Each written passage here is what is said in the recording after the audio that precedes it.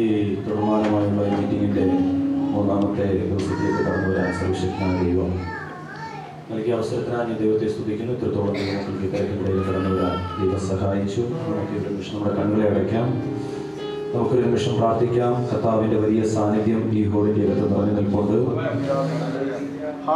എല്ലാവരും കണ്ണുകൾ അടച്ചാട്ടെ. ഒരു നിമിഷം എല്ലാവരും പ്രാർത്ഥിച്ചാട്ടെ. കർത്താവെ, ഞങ്ങൾ വന്നതുപോലെ മടങ്ങിപ്പോവാൻ അനുവദിക്കുന്നു. കർത്താവെ, ഞങ്ങൾ വന്നതുപോലെ തിരിച്ചു മടങ്ങിപ്പോവാൻ ഞങ്ങളെ അനുവദിക്കുന്നു. ഞങ്ങളെ ആൾ മാറിയവരെ പോലെ പുറത്തെടുക്കണമെന്ന് ഞങ്ങൾ പ്രാർത്ഥിക്കുന്നു. അന്തരങ്ങൾ തുറന്ന് അന്യഭാഷ പ്രാപിച്ചവർ അന്യഭാഷകളിൽ പ്രാർത്ഥിച്ചു തുടങ്ങിയാട്ടെ.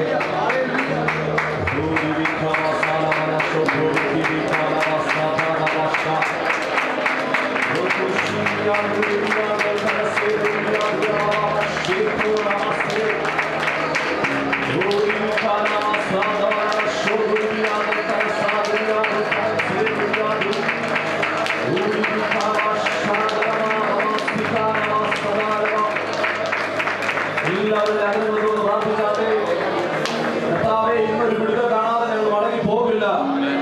ഇന്നൊരു വിടുതൽ പ്രാപിക്കാതെ ഞങ്ങൾ ഇവിടെ എഴുന്നേൽക്കില്ല. ഞങ്ങളുടെ വിഷയത്തിന്റെ പേരിൽ ദൂതന്മാർ ഇറങ്ങി വരുന്ന ദിനമാക്കി മാറ്റണം.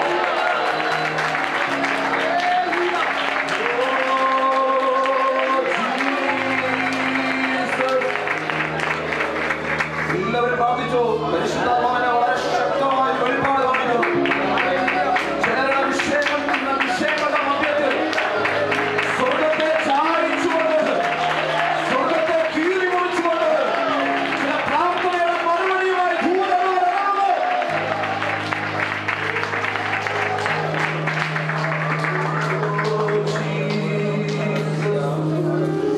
എല്ലാവരും ഒരു പ്രത്യേക ഒരു കാഴ്ചക്കാരായിട്ട് ആരും ഇതിന്റെ അകത്തിരിക്കരുത്.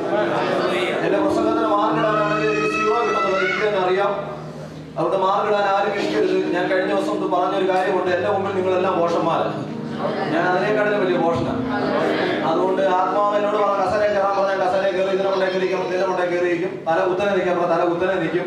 ആത്മാവ് എന്ത് പറയുന്നത് അതനുസരിക്കാൻ ഞാൻ തയ്യാറാണ്.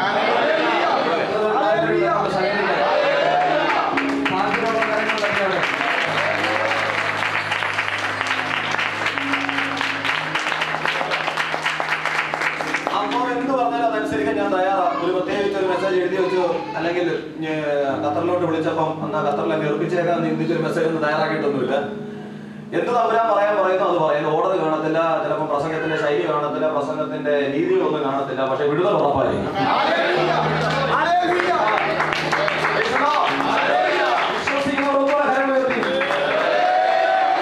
അല്പസമയം നമുക്ക് കണ്ണുകൾ അടയ്ക്കാം, നമുക്ക് പ്രാർത്ഥിക്കാം. എനിക്ക് വളരെ നല്ല ഉറപ്പുണ്ട് പരിശുദ്ധാത്മാവിന്റെ ഇതിന്റെ അകത്ത് എന്താ ചെയ്യാൻ പോകുന്നത്. എനിക്ക് നല്ല ഉറപ്പുണ്ട് ദൈവം ഒരു കൈമാറ്റം ഇതിന്റെ അകത്ത് നടത്തും. ഉപവാസത്തിന്റെ ഒടുക്കം ചിലർ പ്രതീക്ഷിക്കുന്ന അഭിഷേകത്തിന്റെ ജനനം ഉപവാസത്തിന്റെ തുടക്കത്തിലെ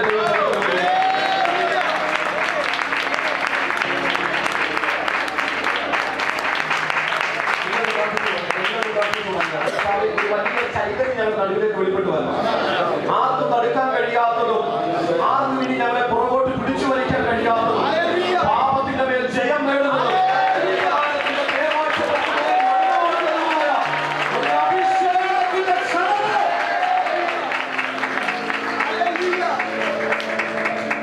പ്രാർത്ഥിച്ചു തുടങ്ങിയാട്ടെ.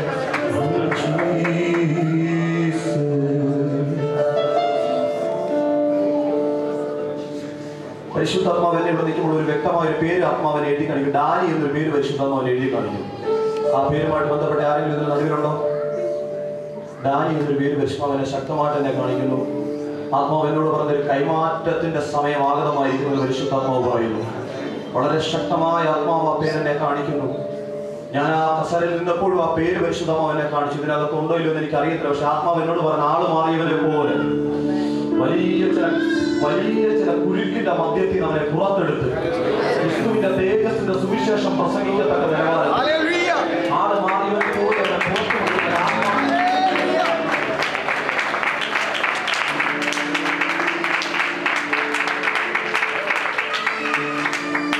ഈ ദിനങ്ങളിൽ പ്രാർത്ഥിച്ചു. ഞാൻ വെറുതെ ചില പാഴ്വാക്കുകൾ വിളിച്ചു പറയുകയല്ല. ആത്മാവിനോട് ശക്തമായി പറഞ്ഞൊരു വലിയ യങ് ജനറേഷൻ എഴുന്നേൽക്കാൻ സമയമായി. ക്രിസ്തുവിന്റെ വചനവുമായി പുറപ്പെട്ടു പോകുവാൻ, ആത്മാവിനെ ആത്മാവിനെ അനുസരിച്ച് നടക്കുന്ന ഒരു തലമുറ എഴുന്നേറ്റ് വരാൻ സമയമായി.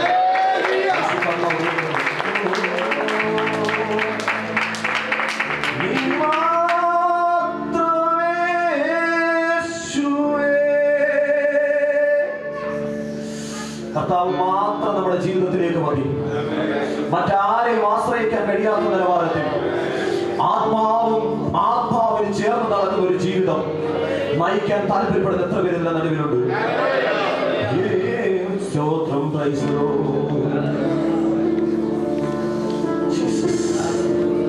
എനിക്കറിയില്ല, ഞാനിവിടെ നിൽക്കുമ്പോൾ പരിശുദ്ധാത്മാവ് എന്റെ രീതികളെ പോലും ആത്മാവ് മാറ്റുന്നതായി എനിക്ക് ഫീൽ ചെയ്യുന്നു.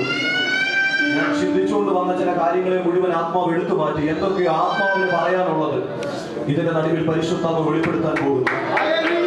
ആത്മാവ് എന്നോട് ചില ജനനങ്ങൾ നടക്കാൻ പോകെ ആത്മീയമായ ജനനം നടക്കുമ്പോൾ തന്നെ ദൈവത്തിന്റെ ആത്മാവിനോട് ചില തലമുറകൾ സംബന്ധമായി ജനനങ്ങൾ ഇതിലേക്ക് നടക്കാൻ പോകെ.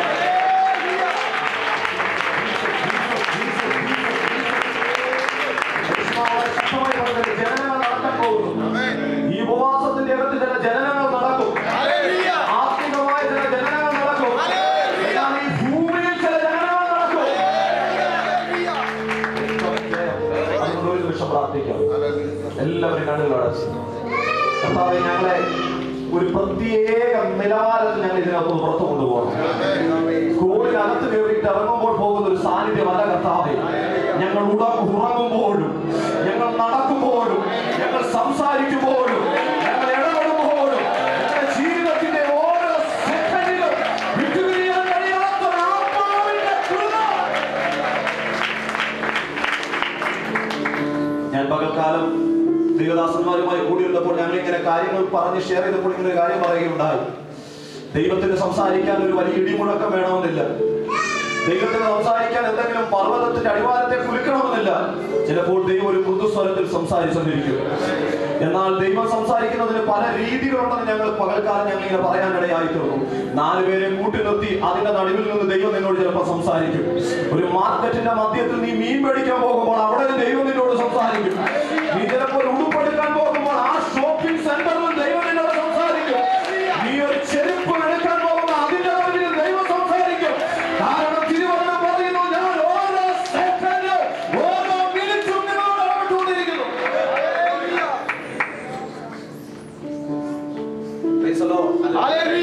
ആരാധനയ്ക്ക് വരുമ്പോൾ മാത്രമല്ല ദൈവം ഇടപെടുന്നത്. നമുക്ക് അവസാനം പ്രാർത്ഥിക്കാം, എന്തോ ആത്മാവ് ഒരു പ്രത്യേക നിയോഗത്തിലൂടെ കൊണ്ടുപോയ. ആരാധനയ്ക്ക് വരുമ്പോൾ മാത്രമല്ല ദൈവം ഇടപെടുന്നത്. നമ്മുടെ ജീവിതത്തിനകത്ത് ചിലപ്പോൾ മാർക്കറ്റിൽ മീൻ മേടിക്കാൻ പോകുമ്പോഴായിരിക്കും ദൈവം ഇടപെടുന്നത്. ചിലപ്പോ നമ്മൾ എന്തെങ്കിലും പർച്ചേസ് ചെയ്യാൻ ഒരു ഷോപ്പിംഗ് സെന്ററിലോട്ട് കയറുമ്പോഴായിരിക്കും ദൈവം ഇടപെടുന്നത്. ഇനി അതൊന്നുമല്ല, ചിലപ്പോൾ കിടന്ന് ഉറങ്ങുമ്പോഴായിരിക്കും ദൈവം ഇടപെടുന്നത്. ആ ഇടപെടലിനെ തിരിച്ചറിയാൻ കഴിയുന്ന ഒരു തലമുറ ഇതിന്റെ അകത്തുനിന്ന് എഴുന്നേറ്റ് വരണം. സന്തോഷമാണ് ഞാൻ പറയുന്നതിന്റെ അകത്ത്. ദൈവം ഒരു കാര്യം ഇടപെട്ടാൽ അതിനെ ആ സെക്കൻഡിൽ തിരിച്ചറിയാൻ കഴിയുന്ന ഒരു തലമുറ എഴുന്നേറ്റ് വരണം. ഒരിക്കൽ ദൈവം ഒരു മനുഷ്യനെ വിളിച്ചു. ഒരു മനുഷ്യനെ ദൈവം ഒറ്റ വിളി വിളിച്ചപ്പോൾ കർത്താവേ, അരുൾ ചെയ്യണം, അടിയൻ ഇതാ. അരുൾ ചെയ്യണം, അടിയൻ ഇതാ. തമ്പുരാന്റെ വിളിക്കകത്ത് അടുത്ത സെക്കൻഡിൽ പ്രതികരിച്ച മനുഷ്യനായിരുന്നു. അപ്പോസ്തല പ്രവൃത്തി ശൗലിന്റെ മാനസാന്തരത്തിന് മുമ്പുള്ള ചില അധ്യായം വായിക്കുമ്പോൾ നമുക്കറിയാം, അപ്പോസ്തലൻ പൗലോസ് ക്രിസ്തുവിന്റെ വെളിപ്പാടുകൾക്ക് വിരോധമായി താൻ പ്രാപിച്ച തന്റെ പഴയകാല വെളിപ്പാടുകൾക്ക് അനുസരിച്ച് താൻ സഞ്ചരിക്കുന്ന കാലഘട്ടത്തിൽ ഡമാസ്കസിന്റെ തെരുവീതിയിൽ വെച്ച് ഉയരത്തിൽ നിന്ന് ഇറങ്ങി വന്ന സാന്നിധ്യം അവനെ നിലംപരിശാക്കിയപ്പോൾ ആ നിലംപരിശാക്കിയവനെ ക്രിസ്തുവിന്റെ മാർഗത്തിലേക്ക് കൈപിടിച്ചുകൊണ്ടുവരാൻ ദൈവം ഒരുവനെ വിളിക്കുക. ഞാൻ പറഞ്ഞു മനസ്സിലാകുന്നുണ്ടോ? എന്ന് പറഞ്ഞാൽ ക്രിസ്തുവിന്റെ വെളിപ്പാടുകൾക്ക് വിരോധമായി അവൻ സഞ്ചരിച്ച ഒരു കാലഘട്ടം ഉണ്ടായിരുന്നു. ആ വെളിപ്പാടുകൾക്ക് വിരോധമായിട്ട് അവൻ സഞ്ചരിച്ചത് അവന്റെ കുറ്റമല്ല, അവൻ അതിനു മുമ്പ് പഠിച്ചൊരു വെളിപ്പാടുണ്ടായിരുന്നു. എന്റെ മുൻപിൽ ഇരിക്കുന്ന നിങ്ങൾ പലരും കഴിഞ്ഞ കാലങ്ങളിൽ നിങ്ങൾ പഠിച്ച വെളിപ്പാടിനനുസരിച്ച് ഓടിയവരാ. എന്നാൽ ജീവിതത്തിന്റെ ഏതോ ദമാസ്കസിന്റെ തെരുവീതിയിൽ വെച്ച് എവിടൊക്കെയോ വെച്ച് ദൈവത്തിന്റെ ഒരു സന്ദർശനം ഇറങ്ങി വന്നു കഴിഞ്ഞപ്പോഴാണ് കഴിഞ്ഞ കാലത്തെ വെളിപ്പാടുകളെ വലിച്ചു ദൂരെ എറിഞ്ഞിട്ടത്. ഇതാണ് യഥാർത്ഥ വെളിപ്പാട് എന്ന് പറഞ്ഞ് അവന്റെ മകൻ ഇറങ്ങി തിരിക്കാൻ തയ്യാറായി. നാം എല്ലാം കഴിഞ്ഞ കാലങ്ങളിൽ പൗലോസാ. കഴിഞ്ഞ കാലങ്ങളിൽ നാം എല്ലാവരും നാം പഠിച്ച പ്രമാണത്തിലും നാം ഇറങ്ങി വന്ന പാരമ്പര്യത്തിലും അടിമപ്പെട്ട് നാം അതിന് പുറകെ ഓടിയവരാ. എന്നാൽ ജീവിതത്തിന്റെ മധ്യത്തിൽ തിരുവചനം പറയുന്നു, നീ ജനിക്കുന്നതിനേക്കാൾ മുന്നമേ നിന്നെ ക്രിസ്തുവിൽ തിരഞ്ഞെടുത്തവരായതുകൊണ്ട് നിന്റെ ജീവിതത്തിന്റെ വഴിമധ്യേ വെച്ച് ദൈവം ചില സാഹചര്യം ഒരുക്കി ദൈവം ചിലരെ സ്പർശിച്ചു.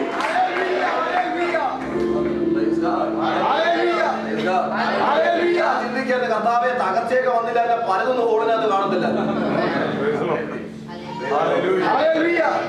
എന്റെ ജീവിതത്തിനകത്ത് കർത്താവ് എന്നെ പഠിപ്പിച്ച വലിയ കാര്യമുണ്ട്. തകർച്ച വന്നാൽ നമ്മൾ കർത്താവിന്റെ അടുക്കൽ എത്തിയിരിക്കും. വേദോസ്തത്തിൽ വാക്കുണ്ട്, കർത്താവിന്റെ രോഗിക്ക് വൈദ്യനെ കൊണ്ട് ആവശ്യമുണ്ട്. രോഗിക്ക് വൈദ്യനെ കൊണ്ട് ആവശ്യം. ഈ രോഗം വന്നാലേ വൈദ്യന്റെ അടുക്ക പോകും എന്നതുപോലെ ഈ പൗലോസ് നമ്മൾ വലിയ വ്യത്യാസമൊന്നുമില്ല. സത്യത്തിൽ പൗലോസ് താൻ പഠിച്ച പ്രമാണങ്ങൾക്ക് അനുസൃതമായിട്ട് അതാണ് ഓടിയത്. ഞാൻ ഒരു കുറിവാക്കി എടുക്കാത്ത വിഷമമുള്ള ആരെങ്കിലും കരങ്ങൾ ഉയർത്തി? വിഷമമുണ്ട് ആർക്കെങ്കിലും? ഇല്ല. കുറിവാക്കി എടുത്ത് പ്രസംഗിക്കുന്ന പരിപാടിക്ക് നിർത്തി. എന്താണോ പറയുന്നത് അത് പറഞ്ഞിട്ട് പോകുന്നത്. ഞാൻ അങ്ങനെ ഒരു സാമ്പത്തിക ചർച്ചയിൽ ഉള്ളത് കൊണ്ട് അല്ലെ ഇപ്പൊ ഞാൻ എടുത്ത അധ്യായം ഇങ്ങനെ ഓരോ വാക്ക് ഞാൻ പറഞ്ഞേ അത് പറയാൻ നിൽക്കുന്നത്. അതായത് പൗലോസ് താൻ പ്രാപിച്ച വെളിപ്പാടിന് അനുസരണമായിട്ട് താൻ ആദ്യകാലങ്ങളിൽ ഓടിയത്. ആദ്യകാലങ്ങളിൽ താൻ ഓടി താൻ ദമാസ്കസ് വരെ താൻ എത്തി എന്ന് പറഞ്ഞാൽ ഏകദേശം ദേശങ്ങളെല്ലാം താൻ കവർ ചെയ്തു. ദമാസ്കസിൽ എത്തിയപ്പോഴാണ് ദൈവത്തിന് മനസ്സിലായി, ദമാസ്കസിൽ ഇവൻ കാല് വെച്ച പ്രശ്നം വഷളാവും. ഞാൻ പറയുന്നത് ദൈവത്തിന് മനസ്സിലാവുന്നുണ്ട്. കഴിഞ്ഞ കാലങ്ങളിൽ യെരൂശലേമിന്റെ തെരുവീതി ഇങ്ങനെയൊക്കെ കയറി ഇറങ്ങി നടന്നെങ്കിലും ദമാസ്കസിന്റെ തെരുവീതി വന്നപ്പോൾ തമ്പുരാൻ പറഞ്ഞു, മതി മോനെ, ഇവിടെ കൊണ്ട് നിന്റെ പരിപാടി ഞാൻ നിർത്തുകയാണ്. കാരണം ദമാസ്കസിന്റെ തെരുവീതിക്കകത്ത് നിനക്ക് കയറാൻ കഴിയത്തില്ല. നീ പഠിച്ച പ്രമാണത്തിന് വിരോധമായിട്ട് എഴുന്നേറ്റ് നിൽക്കുന്ന പ്രാർത്ഥനയുടെ ആത്മാവിൽ വ്യാപരിക്കുന്ന ചില ദൈവ മക്കൾ ദമാസ്കസിന്റെ അകത്തുള്ളത് കൊണ്ട്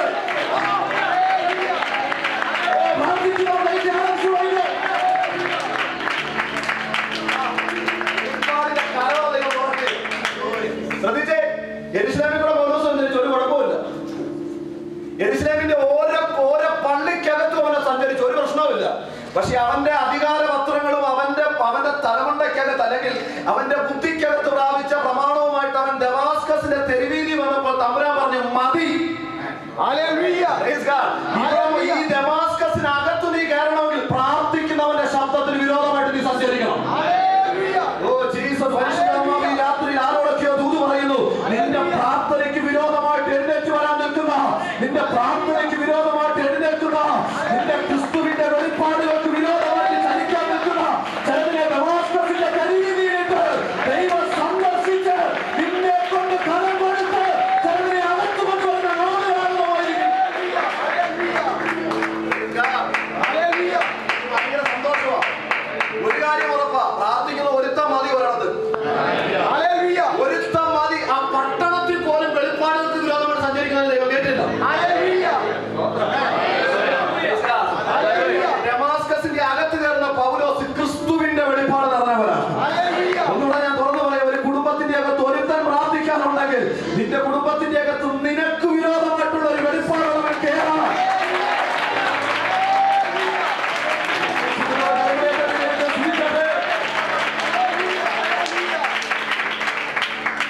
ഇവനെ ആ തെരുവീതിയിൽ വെച്ച് ദൈവത്തിന്റെ ആത്മാവ് സന്ദർശിച്ചു. തമ്പുരാൻ പറഞ്ഞു, മതി.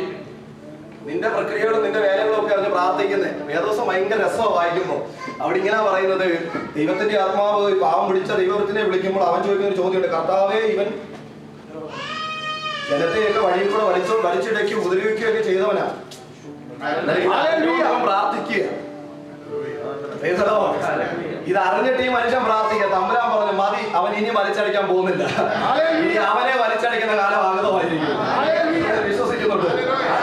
തമ്പുരാൻ അവിടെ വെച്ച് അവനെ തൊട്ടു. ഉയരത്തിൽ നിറങ്ങുന്ന വലിയൊരു സാന്നിധ്യം അവനെ തൊട്ടു. ഇവന്റെ കണ്ണിന്റെ അകത്തെ കാഴ്ചയൊക്കെ നഷ്ടപ്പെട്ട്, ഇവനൊക്കെ പറഞ്ഞ സത്യത്തിൽ തെറ്റാണ്, അപ്പോസ്തലൻ തന്നെ പറയണം. പക്ഷെ എന്തിനാ നമുക്ക് പറഞ്ഞു പഠിച്ചു എന്തിയല്ല. അപ്പോസ്തലന്റെ കണ്ണിന്റെ കാഴ്ചയൊക്കെ നഷ്ടപ്പെട്ട് ഈ മനുഷ്യൻ വീട്ടിൽ കയറി ഇരിക്കുമ്പോഴാണ് ദൈവം അപ്പുറത്തെ സൈഡിൽ ഒരുവനെ വിളിക്കുന്നത്. ആരെയാ ദൈവം വിളിച്ചത്? അനന്യാസ് എന്ന് പറയുന്ന ഒരു മനുഷ്യനെ ദൈവം വിളിക്കുക. അനന്യാസിനെ ഒറ്റ വിളി, അനന്യാസേ, അവനെ പറഞ്ഞു, കർത്താവെ അരുൾ ചെയ്യണമേ അടിയരുത്. കർത്താവെ അരുൾ ചെയ്യണമേ അടിയരുത്. എന്നെ ഏറ്റവും കൂടുതൽ ചിന്തിപ്പിച്ച, എടാ, ഒരു റൂമിന്റെ അകത്ത് ഞാൻ ചിന്തിക്കുക, കൊച്ചു വീട് വല്ല ആയിരിക്കും, ദമാസ്കസ് വലിയ പട്ടണമൊന്നുമല്ല. കൊച്ചു വീടിന്റെ അകത്ത് അടഞ്ഞ മുറിക്കകത്ത് മുട്ടുമേലിരുന്നവരെ ഒറ്റ വിളി, അനന്യാസേ അടിയരുത്, അരുൾ ചെയ്യണമേ അടിയില്ല. ഇതേ ദൈവം ഒരിക്കൽ പെട്ടകത്തിനോട് ചേർന്ന് വന്നതിനെ 5 വട്ടം വിളിച്ചിട്ട് അവൻ പ്രതികരിച്ചില്ല. എനിക്കിതിനകത്തൊന്ന് പ്രതികരിക്കുന്ന ചിലരെ വേണം.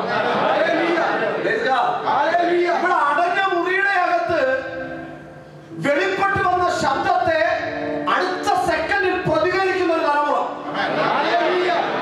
എന്നാൽ ഇതേ ദൈവം തന്നെ ആലയത്തിന്റെ അകത്ത് പെട്ടകത്തോട് ചേർന്ന് കിടക്കുന്നവരെ 5 പ്രാവശ്യം വിളിക്കുന്നു. അവൻ പ്രതികരിച്ചില്ല. ഓരോ പ്രാവശ്യത്തെ ശബ്ദം കേൾക്കുമ്പോൾ അവൻ ചെന്ന് ചോദിച്ചു, എന്നെ വിളിച്ചോ? ശമൂവേലേ, ഈ ശബ്ദം കേട്ടിട്ട് നീ ഇവന്റെ അടുക്ക ചെന്ന് ചോദിക്കുന്നേ? ശമൂവേലിന് പറയാൻ മറുപടി ഉണ്ട്, ഇവന്റെ ശബ്ദം ഞാൻ കേട്ടിട്ടുള്ളൂ ഇതുവരെ. മനസ്സിലാകുന്ന ഇതിനകം വിട്ടിട്ട് നിങ്ങൾ ഇറങ്ങുമ്പോൾ ഞാൻ ഒരു കാര്യം ഉറപ്പ് തരാം, ദൈവ ശബ്ദം കേൾക്കാൻ ചിലർ എഴുന്നേൽക്കും.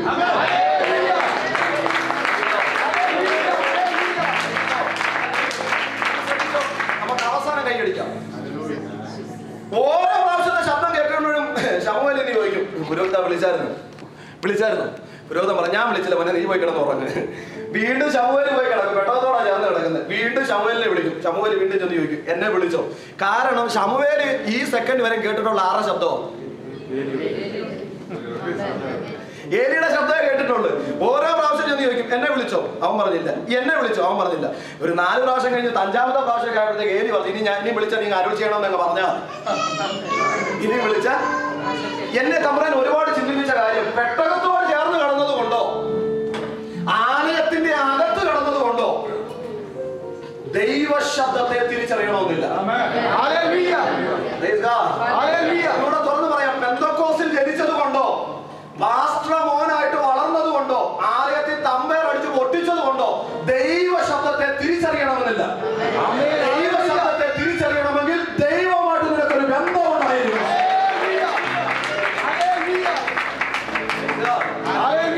ഞാൻ വാസ്തവമായിട്ട് സത്യം തുറന്നു പറഞ്ഞു, നിന്നെ അടിക്കരുത്. കർത്താവിന്റെ വരവ് ഇന്നാണ്. 99% പെന്തക്കോസ്തുകാർ ഇവിടെ കാണും.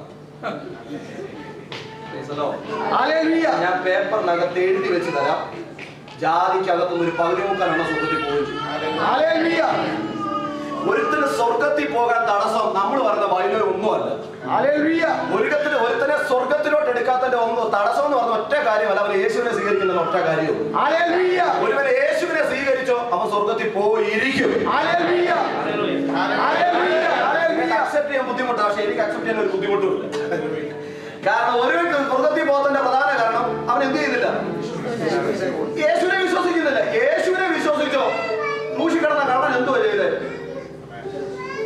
അവരെ കുറിച്ച് കള്ളം കിടക്കുക.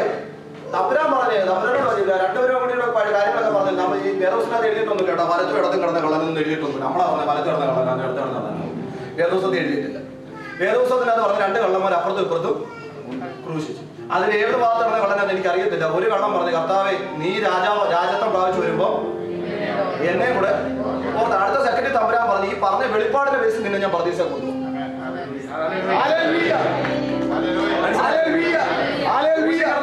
വാക്ക് കേട്ടോ, നീ ഉയർത്തെഴുന്നേറ്റ് വരുമ്പോ എന്നെ കൂടെ ഓർക്കണേന്നല്ല, നീ രാജത്വം പ്രാപിച്ചു വരുമ്പോ എന്നെ കൂടെ ഓർത്തണോ എന്ന് പറഞ്ഞ കാൽവരി ക്രൂശിൽ ഇവൻ തകർക്കപ്പെട്ട് കിടക്കുമ്പോഴും കൂടെ കിടന്ന ഒരു കള്ളന് മനസ്സിലായി ഇവൻ ക്രൂശിൽ തകർക്കപ്പെട്ടവനായി കിടക്കുന്നതെങ്കിലും ഇവൻ ക്രൂശി വിട്ട് എഴുന്നേറ്റ് വരുമ്പോൾ ഇവന്റെ മേൽ ഒരു രാജകീയ കൈമാറ്റം നടക്കും. അനുവദിച്ച നമ്മൾ തുടർന്നുള്ള സെക്ഷനിൽ കാൽവരി ക്രൂശിനെ കുറിച്ചായിരിക്കും പ്രസംഗിക്കുന്നത്. പക്ഷെ ഇങ്ങനെ വിടുന്നോണ്ട് എനിക്കിങ്ങനെ പോകെ അടുത്ത സെക്കൻഡ് തമ്മിൽ പറയും, ഇന്ന് നീ എന്നോട് കൂടെ പർദീസയിൽ ഇരിക്കും. നമ്മൾ ഏറ്റവും കൂടുതൽ നമ്മൾ തർക്കിക്കാൻ ഉപയോഗിക്കുന്ന ഭാഗം, അവൻ സ്നാനപ്പെട്ടിട്ടില്ല പിന്നെ സ്വർഗ്ഗത്തിൽ പോയി. സത്യത്തിൽ റിയലായിട്ട് സ്നാനപ്പെട്ട ഒരു വ്യക്തി ഉണ്ടെങ്കിൽ ക്രൂശിലെ കള്ളനാണ്. യഥാർത്ഥത്തിൽ വെള്ളത്തിൽ ഇറങ്ങി മുങ്ങി സ്നാനപ്പെട്ട ഒരു മനുഷ്യനുണ്ടെങ്കിൽ ക്രൂശിലെ കള്ളനാണ്. അവനോട് ചോദിച്ചു, എന്താ സ്നാനപ്പെടാനെ? ആണി ഊരിത്താടെ ഞാൻ സ്നാനപ്പെടാം. മനസ്സിലായില്ല? കയ്യിലും കാലിലും ആണി അടിച്ചു വെച്ചിരിക്കുക. ഒരുവൻ സ്നാനപ്പെടുക എന്ന് പറഞ്ഞാൽ എന്താ? ക്രിസ്തുവിനോട് കൂടെ മരിക്കുക, ക്രിസ്തുവിനോട് കൂടെ ഉയർത്തുക. റിയലായിട്ട് ഒറ്റ ഒരാളെ ക്രൂശി കിടന്ന കള്ളാണ്.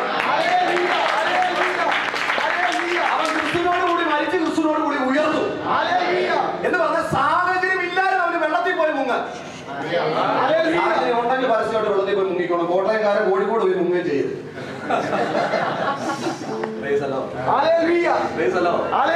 എന്താ കോട്ടയംകാരൻ കോഴിക്കോട് മുങ്ങലെന്ന് പറഞ്ഞതിന്റെ കാര്യം? നാട്ടുകാർ അറിയണം നമ്മൾ മുങ്ങുന്നത്. എന്റെ സ്നേഹിതൻ നാട്ടുകാരെല്ലാം കാങ്കെ ആവേശത്തിന്റെ പുറത്ത് കയറി സ്നാനപ്പെട്ടതിന്റെ 2ാം ദിവസം പുള്ളിക്കാരൻ കോളേജിൽ പോയി വഴിക്ക് പുതിയ സിനിമ വന്നു. പുള്ളി തിയേറ്ററിലോട്ട് ചാടിയെങ്കിൽ തിയേറ്ററിൽ ഇരുന്ന് പുള്ളി തീരുമാനമൊക്കെ എടുത്ത് ഞങ്ങൾ ഉപവാസപ്രാർത്ഥനയുടെ നടുവിൽ ഞാൻ കർത്താവിന്റെ വേല ചെയ്തോളാം. അന്ന് ഞങ്ങൾ ഉപദേശിച്ച് വിളിക്കാനും തുടങ്ങി. 2ാം ദിവസം പുള്ളി പോയപ്പോൾ ഏതോ നല്ലൊരു ഫിലിമാണ്. പുള്ളി തിയേറ്ററിലോട്ട് ചാടി കഴിയുമ്പോൾ പുള്ളിയുടെ ആദ്യത്തെ വാക്ക് കർത്താവെ കറണ്ട് പോകുന്നത്. കർത്താവെ കറണ്ട് പോലെ. കാരണം പുള്ളി സ്ഥിരം കയറി പരിചയമുള്ളതായിട്ട് പുള്ളിക്കറിയാം കറണ്ട് പോലെ എന്തോ ഗുണാവും. തിയേറ്ററിനകത്ത് കറണ്ട് ഉണ്ടെങ്കിൽ ഇരുട്ടാ. മനസ്സിലായില്ല? തിയേറ്ററിൽ കറണ്ട് ഉണ്ടെങ്കിൽ ഇരുട്ടാ. ഇലക്ട്രിസിറ്റി ഇല്ലെങ്കിൽ വെളിച്ചോ. നിങ്ങളാരും പോയിട്ടില്ലയോ? ഒന്ന് ടെസ്റ്റ് ചെയ്യുന്നതല്ലേ പോണം കേട്ടോ. ഈ മനുഷ്യൻ കയറി ഉടനെ പറഞ്ഞു കർത്താവേ കറണ്ട് എന്ത് ചെയ്യരുത്, പോകാൻ പാടില്ല. ഇത് പ്രാർത്ഥിച്ച് നമ്മൾ നിർത്തുകയും കറണ്ട് പോയി ഒരുമിച്ചായിരുന്നു. കറണ്ട് പോയപ്പോ ജനറേറ്റർ ഓണാക്കി. ജനറേറ്റർ ഓണായപ്പോ തിയേറ്ററിനകം മൊത്തം വെളിച്ചമായി. പുള്ളി ഇങ്ങനെ ഫ്രണ്ടിലായിരുന്നത്. പുള്ളി ഫ്രണ്ടിലിരുന്നെങ്കിലും പുള്ളി ആരൊക്കെ ഉണ്ടെന്നുള്ള ആവേശത്തിൽ നിന്ന് തിരിഞ്ഞു നോക്കാമെന്നുള്ളതാണ്. തിരിഞ്ഞു നോക്കിയപ്പോ ഇവൻ പരസ്യമായിട്ട് ഇറങ്ങി മുങ്ങുന്നത് കണ്ട പ്രിൻസ് മേളിൽ ഇരിപ്പുണ്ടായിരുന്നു. ഈ മേളിയിരുന്ന പ്രിൻസ് താഴോട്ട് നോക്കിയൊരു വിളി. കഴിഞ്ഞ ദിവസം വെള്ളത്തിലിറങ്ങി മുങ്ങിയ പാസ്റ്ററേ എന്നൊരു വിളി. ഇവ പറഞ്ഞ കാര്യം എങ്ങനെ ഡോർ തുറന്ന് വെളിയിൽ പോയെന്ന് അറിയത്തില്ല. എങ്ങനോ വെളിയിൽ പോയി. അടുത്ത താൻ പറഞ്ഞ കാര്യം അന്ന് തനിക്ക് മനസ്സിലായി പരസ്യമായിട്ട് സ്നാനപ്പെടാനുള്ള ഗുണം എന്താണ്.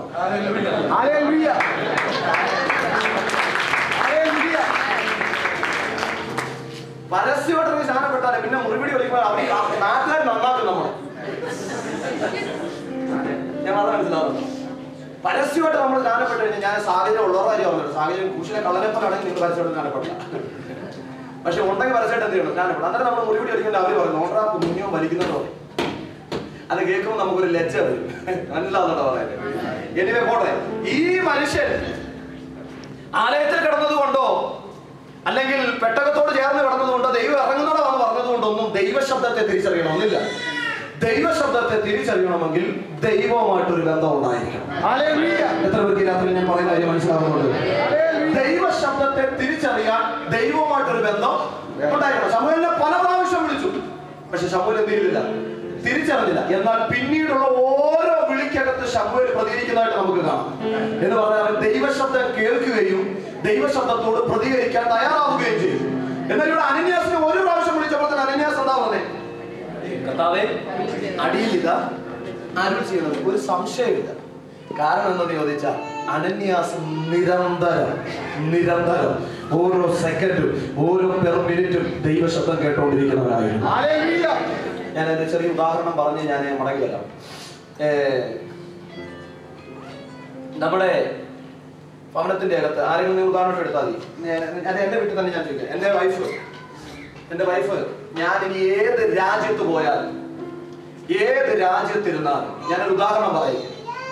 എത്ര അർദ്ധരാത്രി ഇനിയിപ്പോ ഒത്തിരി ദൂരം യാത്ര ചെയ്ത് എന്റെ സൗണ്ടൊക്കെ അല്പം മാറി എത്ര അർദ്ധരാത്രിയിൽ ഞാൻ വിളിച്ചാലും ഫോൺ എടുത്തിട്ട് ചോദിക്കൂ, ആരാന്ന് ചോദിക്കൂ. നമ്പർ അറിയത്തില്ല, കോളിംഗ് അറിയത്തില്ല. പക്ഷെ ചെവിയിലോട്ട് വെച്ച് സൗണ്ട് കേട്ടിട്ട് എന്തായിരിക്കും ചോദിക്കുന്നത്? എല്ലാരും ശാന്തരായിട്ട് അതാ കറക്റ്റ്. എപ്പോ എത്തി? ഇനി സൗണ്ട് അല്പം അടഞ്ഞിരുന്ന എന്തോ ചോദിക്കും. അതെന്താ? അതേ ആളെ നിങ്ങൾ ആരും ഒന്ന് വിളിച്ചു ചോദിക്കും. സുഖാരിന്ന് ചോദിക്കും. ആദ്യം നിങ്ങൾ ആരാ ചോദിക്കും. കാരണം എന്താ? ഇതാ ദൈവമായിട്ടുള്ള ബന്ധം. ദൈവ സാന്നിധ്യത്തെയും ദൈവശബ്ദത്തെയും തിരിച്ചറിയാൻ നമ്മളെ പ്രാപ്തരാക്കുന്നതാണ് നമ്മുടെ പ്രാർത്ഥനാ ജീവിതം എന്ന് പറയുന്നത്. മനസ്സിലാകുന്നുണ്ട്? അനന്യാസ് പ്രാർത്ഥിച്ചുകൊണ്ടിരിക്കുമ്പോഴാണ് ദൈവം വിളിക്കുന്നത്. ദൈവമായിട്ട് നിരന്തരമായ ഒരു ബന്ധം ഈ ദിനങ്ങളിൽ നിങ്ങൾ സ്ഥാപിച്ചെടുത്തോ. ഈ ഉപവാസത്തിന്റെ തുടക്കത്തിൽ ഞാൻ വിളിച്ചു പറയുന്നു, ഏത് സമയത്ത് എവിടെ വെച്ച് ദൈവം വിളിച്ചാലും അത് ദൈവമാണെന്ന് തിരിച്ചറിയാൻ കഴിയണം നമുക്ക്.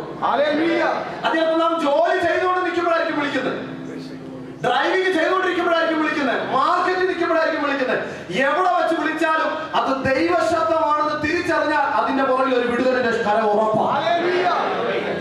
മനസ്സിലാവും ഞാൻ പറയുന്ന കാര്യം. അതുകൊണ്ട് ഈ സെക്കൻഡ് മുതൽ നമ്മൾ പ്രാർത്ഥിച്ചു തുടങ്ങണം, കർത്താവേ പൈതലാക്കി എന്നെ മാറ്റാം. എനിക്ക് ഏറ്റവും അടുത്ത വ്യക്തി ജീവിതങ്ങൾ വിളിക്കുമ്പോൾ അവരുടെ ശബ്ദത്തെ ഞാൻ തിരിച്ചറിയുന്നെങ്കിൽ അതിനേക്കാൾ എത്രയോ അടുപ്പമുള്ളവനാണ് എന്റെ യേശു. എനിക്ക് വേണ്ടി സ്വന്തം പ്രാണനെ പോലും ഊറ്റി തന്നവനെ, അവന്റെ ശബ്ദത്തെ തിരിച്ചറിയുവാൻ ഈ തലമുറയിൽ എന്നെ എഴുന്നേൽപ്പിക്കണമെന്ന് പ്രാർത്ഥിക്കാൻ തയ്യാറാണ്. അവന്റെ ശബ്ദത്തെ എന്ത് ചെയ്യണം? എവിടെ വെച്ച് ഏത് സമയം എപ്പോൾ വിളിച്ചാലും കർത്താവിന്റെ ശബ്ദത്തെ. നിങ്ങൾ ചോദ്യം കർത്താവ് വിളിക്കുമോ? പിന്നെ എത്രയോ പ്രാവശ്യം വിളിക്കും. നാം പലരും ശബ്ദത്തെ എന്ത് ചെയ്യുന്നില്ല, കേൾക്കുന്നില്ലെന്ന് മാത്രം. കർത്താവ് എപ്പോഴും എല്ലാരെയും വിളിക്കുന്നുണ്ട്. ഞാനൊരു ഇൻട്രോഡക്ഷൻ ആയിട്ട് പറയുക, എല്ലാ ദൈവ മക്കളെയും ഓരോ പെർ മിനിറ്റിനും ഓരോ പെർ സെക്കൻഡിനും ദൈവം വിളിക്കുന്നുണ്ട്. നിങ്ങളുടെ മക്കളോട് നിങ്ങൾ 10 മിനിറ്റ് സംസാരിക്കാതിരിക്കൂ? ഇരിക്കൂ. എത്ര ദൂരത്താണെങ്കിലും അവരെ ഒന്ന് വിളിക്കാതെ നിങ്ങൾക്ക് എന്ത് കിട്ടില്ല? സമാധാനം കിട്ടും. എന്നതുപോലെ തന്നെയാണ് ഒരു ദൈവ പൈതലിനോട് ദൈവത്തിനുള്ളത്. ദൈവവൈതലാണെങ്കിൽ നീ എത്ര തിരക്കിലാണെങ്കിലും നിന്നെ വിളിച്ചുകൊണ്ടിരിക്കും ദൈവം. എത്ര തിരക്കിലാണെങ്കിലും നിന്നെ വിളിച്ചുകൊണ്ടിരിക്കും ദൈവം. കാരണം നിങ്ങളോട് സംസാരിക്കുന്നത് അപ്പനൊരു സന്തോഷമാണ്. ആ സന്തോഷത്തിലേക്ക് കയറാൻ എത്ര പേർക്ക് ഈ രാത്രികാലം താല്പര്യമുണ്ട്? എനിക്ക് ദൈവ ശബ്ദത്തെ തിരിച്ചറിയാൻ കഴിയുന്ന ഒരു ഹൃദയം എനിക്ക് നടന്നത് എത്ര പേര് ഇപ്പൊ ഈ രാത്രി പ്രാർത്ഥിക്കും? അതുകൊണ്ട് പൗലോസ് പറയും, നിങ്ങളുടെ ഹൃദയ ദൃഷ്ടി പ്രകാശിച്ചിട്ട് അവന്റെ വിളി നിങ്ങൾ തിരിച്ചറിയണം. ഇവരുടെ കാര്യങ്ങൾ പറഞ്ഞ് ഞാനൊരു വചനം പറഞ്ഞു തുടങ്ങി വെക്കുക. ഈ രാത്രി നാം പലപ്പോഴും ദൈവശബ്ദം കേൾക്കുന്നത് എവിടുന്നാണെന്നറിയാവോ? ആരെയും വേദനിപ്പിക്കല്ല, ഒരു റിയാലിറ്റി പറയാൻ പോകെ. നാം പലപ്പോഴും ദൈവശബ്ദം കേൾക്കുന്നത് ദൈവവചനം പ്രസംഗിക്കുമ്പോൾ, പ്രവാചകന്മാരൊന്ന് ദൂത് പറയുമ്പോൾ, അപ്പോഴൊക്കെയാണ് നാം പറയുന്നത് ദൈവശബ്ദം എന്ത് ചെയ്ത് കേട്ടു, ദൈവശബ്ദം കേട്ടു. അത് കറക്റ്റാ, ദൈവശബ്ദം കേട്ടു, കറക്റ്റാ. പക്ഷെ റിയലായിട്ട് പറഞ്ഞാൽ നമ്മുടെ വ്യക്തിപരമായ ജീവിതത്തിൽ നാം ദൈവശബ്ദം കേൾക്കുന്നവരായിട്ട് മാറണം. നമ്മുടെ വ്യക്തിപരമായ ജീവിതത്തിൽ നാം ദൈവശബ്ദം കേൾക്കുന്നവരായിട്ട് മാറണം. റിയലായിട്ട് പറഞ്ഞാൽ പുതിയ നിയമത്തിന്റെ ഏറ്റവും വലിയ പ്രത്യേകത എനിക്കും ദൈവത്തിനും ഇടയിൽ ആരുമില്ലെന്ന്. പഴയ നിയമത്തിലാണെങ്കിൽ എനിക്കും ദൈവത്തിനിടയിൽ 2 വ്യക്തി ജീവിതങ്ങൾ ഉണ്ടായിരുന്നു. ആരൊക്കെയെന്ന് പറയാമോ? ഒന്ന് പുരോഹിതനും 2 പ്രവാചകനും പഴയ നിയമത്തിന്റെ അകത്ത്. പുതിയ നിയമം വന്നപ്പോൾ തമ്പുരാൻ 2 എണ്ണത്തിനെ എടുത്തു മാറ്റി എന്ന് പറഞ്ഞാൽ 2 പേരെ ശുശ്രൂഷ മാറ്റിയെന്നല്ല, എനിക്കും ദൈവത്തിനും ഇടയിൽ നിർത്താൻ ദൈവം ആരെയും കണ്ടില്ല, തന്റെ സ്വന്തം പുത്രനെ തമ്പുരാൻ ഇറക്കി നിർത്തി.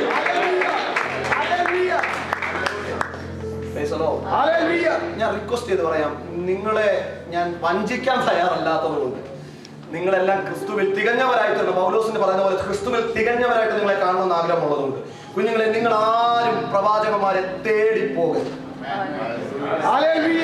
എന്നോട് കെറിയിക്കല്ലേ, ഞാൻ നല്ലൊരു പ്രവാചകൻ, ദൂത് വേണം ഞാൻ പറയാം.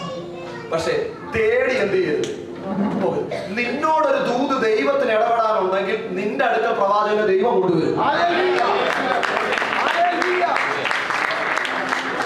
വേദപുസ്തകത്തിന്റെ താളുകൾ മുഴുവൻ നിങ്ങൾ മറിച്ചു നോക്കിക്കോ. പ്രവാചകനെ തേടിപ്പോയത് 2 ഇടത്ത് മാത്രം.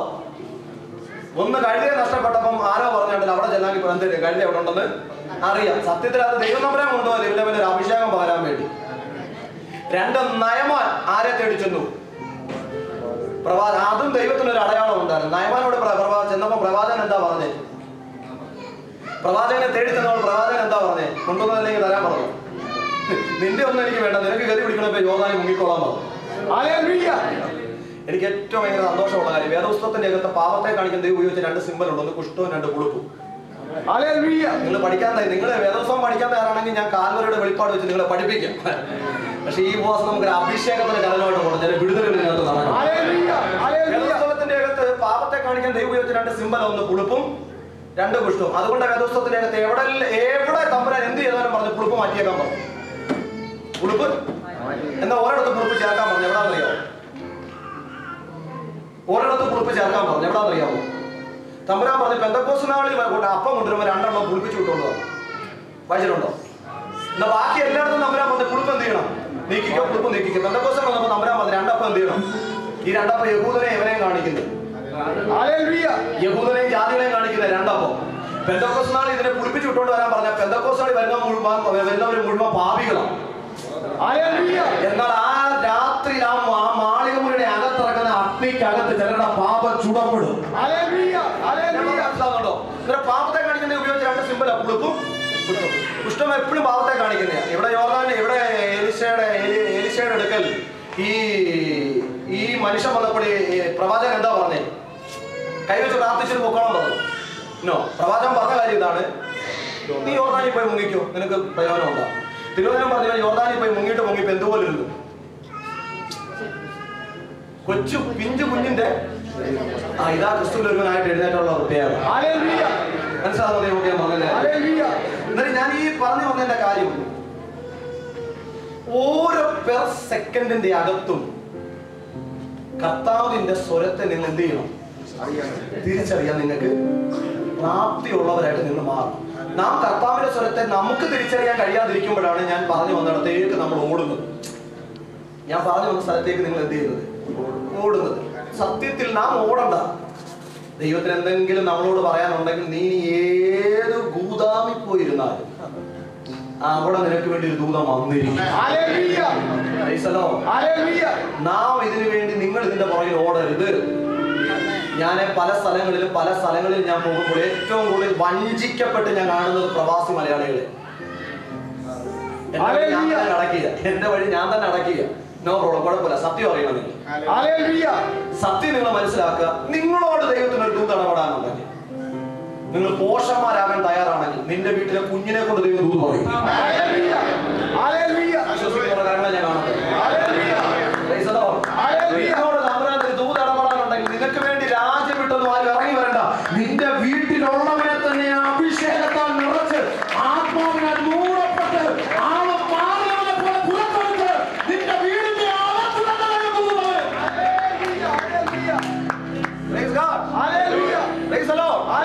അങ്ങനെ ഒരു കാലഘട്ടം പ്രതീക്ഷിക്കുന്ന ഒരു കാര്യങ്ങളൊന്നും ഉയർത്തി.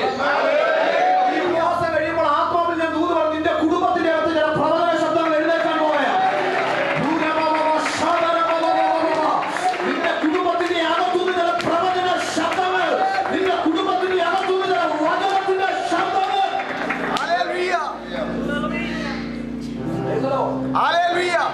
നമ്മൾ കർത്താവിനോട് സഹകരിക്കുന്നതായ മാത്രം മതി. അതുകൊണ്ട് നമുക്കെല്ലാം അബദ്ധം പറ്റുന്ന മേഖല. നമ്മൾ ഇവരെയൊക്കെയോ തേടി ഇവരുടെയൊക്കെ പുറകിലൊക്കെ ആളും വിളിച്ചങ്ങ് പോവുകയാണ്. ഒരിക്കലെങ്കിലും ഇരുന്നിട്ട് ചോദിച്ചിട്ടുണ്ടോ, കർത്താവിന് എന്നോട് എന്തെങ്കിലും പറയാനുണ്ടോ എന്ന് ചോദിച്ചിട്ടുണ്ടോ? ഞാനേ പറഞ്ഞല്ലോ, ഞാൻ ഒരു മനുഷ്യനെ തുച്ഛീകരിച്ച് പ്രസംഗിക്കുമല്ല, റിയാലിറ്റി പറഞ്ഞു തരും. ആ പ്രവാചകനോട് സംസാരിച്ച അതേ ദൈവം ഇല്ലേ നിന്റെ ദൈവം? ആ ദൈവം നിന്നോട് സംസാരിക്കത്തില്ല. ആ ദൈവ അഭിഷേകത്തിനോട് ഇടപെട്ട അതേ ദൈവം നിന്റെ അകത്തിരിക്കുന്ന ദൈവം. ആ മനുഷ്യന്റെ അകത്ത് ദൂത് കൊടുത്ത അതേ ദൈവമാണ് നിന്റെ മേൽ ആത്മാവിനെ ഇട്ടിരിക്കുന്നത്. അതുകൊണ്ട് തിരുവചനത്തിനകത്ത് വാക്യമുണ്ട്, പ്രവചനത്തെ തുച്ഛീകരിക്കരുത്. അടുത്തൊന്ന് ദൂത് നീ പുറകിലല്ലാതെ നിന്നോടൊന്ന് ദൂത് പറയുന്നെങ്കിൽ കേട്ടോ, ധൈര്യമായിട്ട് അക്സെപ്റ്റ് ചെയ്തോ.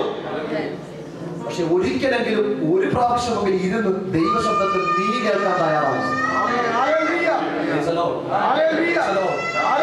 നമ്മൾ പല ദൂതിന്റെ ഇടയ്ക്ക് ഇറങ്ങിക്കിടന്നിട്ട് ഇങ്ങനെ കുഴയുക. അവര് പറഞ്ഞെടുത്ത് പോകണം, ഇവര് പറഞ്ഞെടുത്ത് പോകണോ? ഒരു പ്രത്യേക ഞാനൊരു കാര്യം പറഞ്ഞത്, ദൈവം ഒരു ദൂത് ഇടപെട്ടാൽ അതിന് മാറ്റമില്ല. ദൈവം ഒരു ദൂത് ഇടപെട്ടാൽ അതിന് എന്തില്ല, മാറ്റമില്ല. നിങ്ങൾ നിങ്ങളുടെ റൂമിന്റെ അകത്ത് ദൂത് പ്രാപിക്കുന്നവരായിട്ട് മാറും. എനിക്കറിയത്തില്ല, ഞാനൊരു നല്ല വചനം എടുത്തു പ്രസംഗിക്കാൻ വന്നതാണ്.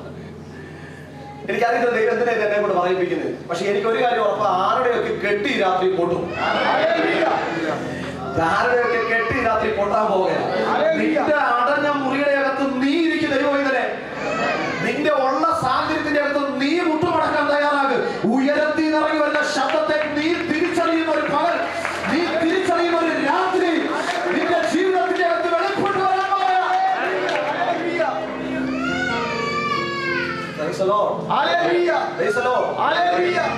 ഞാനിങ്ങനെ ചിന്തിക്കുക, നമ്മളെ ഇപ്പം ജനപാസുകളുണ്ട് വിളിക്കാനൊക്കെ, ഞങ്ങളൊക്കെ വരുന്നു പോന്ന്. കർത്താവ് ഇത് വിളിക്കാനും പറയാനൊക്കെ ഇല്ലാത്തൊരു കാലം വന്നാൽ നമ്മളൊക്കെ എങ്ങനെ ജീവിക്കും? എന്നെ ഒത്തിരി ചിന്തിപ്പിക്കുന്ന കാര്യമാണ്. ഇപ്പൊ ഇഷ്ടം പോലെ വചനം. കുറച്ചു നാളത്തേക്ക് തമ്പുരാമേരിക്കും ഇവനൊന്നും പ്രസംഗിക്കണ്ട, വീട്ടിൽ ഇരിക്കട്ടെ. വേദോത്സവത്തിന്റെ അകത്ത് മലാഖിക്ക് ശേഷം വന്നതുപോലെ ഒരു കാലഘട്ടം ഒന്ന് വരുമെന്ന് ചിന്തിക്കും. പ്രവചനമില്ല, ദൂരില്ല, പ്രസംഗമില്ല, ഒന്നുമില്ല. എങ്ങനെ ജീവിക്കും? ഇപ്പോഴേ പ്രാപ്തരായിക്കോ? ഇപ്പോഴേ നിങ്ങൾ പ്രാപ്തരാകും. ദൈവം ചിലപ്പോൾ പൊക്കിയെടുത്തൊരു നിർജ്ജന ദേശത്ത് കുറച്ചാൾ കൊണ്ടിടുക. അവിടെ പ്രസംഗം കാണത്തില്ല, പ്രവചനം കാണത്തില്ല. അവിടെ നീ ദൈവശബ്ദം കേൾക്കാൻ തയ്യാറാണ്. അതുകൊണ്ട് എന്റെ ഒരു ചെറിയ അപേക്ഷ പറഞ്ഞ് ഞാൻ പുറകോട്ട് മാറാൻ പോകുകയാണ്. ഒരിക്കലും നാം മറ്റൊരാളിൽ നിന്ന് കേൾക്കാൻ ശ്രമിക്കാതെ ദൈവത്തിന് നേരിട്ട് പ്രാപിക്കാൻ തയ്യാറാണ്. അതിന് ദൈവശബ്ദം കേട്ടുള്ള പരിചയം നിനക്കുണ്ടായിരിക്കണം. അതിന് നീ ദൈവവുമായിട്ട് ബന്ധപ്പെടാൻ തയ്യാറാകണം. ആത്മാവിൽ ഞാൻ ഉറച്ചു പറയുന്നു, അങ്ങനെ ആരെങ്കിലും ഈ സഭയുടെ അകത്തുനിന്ന് എഴുന്നേക്കാമെങ്കിൽ ചില പൗലോസുമാരെ സഭയുടെ അകത്തുകൊണ്ട് കേട്ടാൽ ഈ രാത്രിയിൽ ആ ദൈവം തയ്യാറാണ്.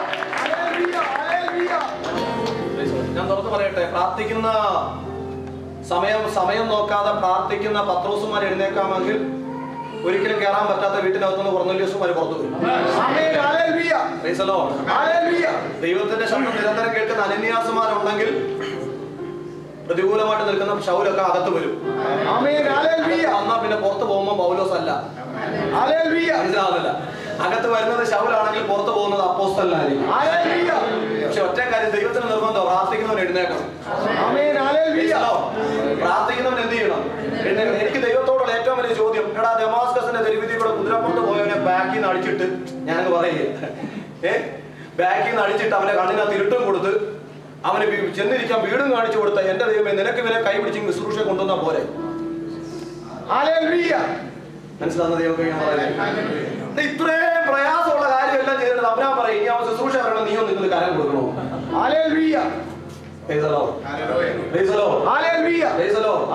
അതിനേക്കാളും എന്നെ ചിന്തിപ്പിച്ച കാര്യം, വെൺമാടത്തിന് മുകളിൽ 9-ാം മണിക്ക് നേരത്ത് പ്രാർത്ഥിക്കാൻ കയറിയ പത്രോസ് പ്രാർത്ഥിച്ചോണ്ടിരിക്കുമ്പോൾ കൊർന്നേലിയോസിന്റെ വീടിനകത്ത് കൊർന്നേലിയോസിനോട് ദൈവനാമം പറഞ്ഞു അവിടുത്തെ പ്രാർത്ഥിക്കുന്നുണ്ട്.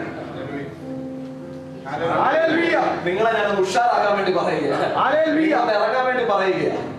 എടാ, വെൺമാടത്തിന് മുകളിൽ നിന്ന് പ്രാർത്ഥിക്കുന്നവനെ പറ്റി വീടിന്റെ അകത്തിരിക്കുന്ന കൊർന്നേലിയോസിനോട് ആത്മാവ് അറിയുന്നുണ്ട് പറഞ്ഞാൽ അവിടെ നിന്ന് പ്രാർത്ഥിക്കുന്നുണ്ട്, അവനെ വിളിച്ചോണ്ട് വരും.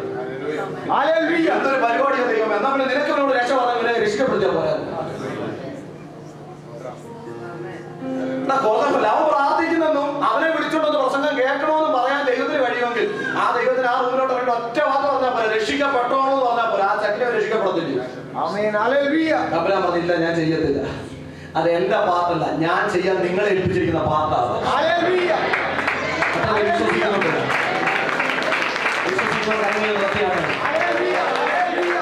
നിങ്ങളോട് പറഞ്ഞ സാഹചര്യം ദൈവം ഒരുക്കി തരും. നീ കരം കൊടുക്കാൻ തയ്യാറാകുന്നില്ല. വീടിന്റെ അകത്തേക്ക് കയറാനുള്ള സാഹചര്യം ദൈവം ഒരുക്കി തരും. പക്ഷെ കൊർന്നേലിയോസിന്റെ വീട്ടിൽ കയറേണ്ട സമയവും അതെപ്പോൾ ചെന്ന് കയറണമെന്നും നീ അറിയണമെങ്കിൽ നീ വെൺമാടത്തിന്റെ മുകളിൽ പ്രാർത്ഥിക്കാൻ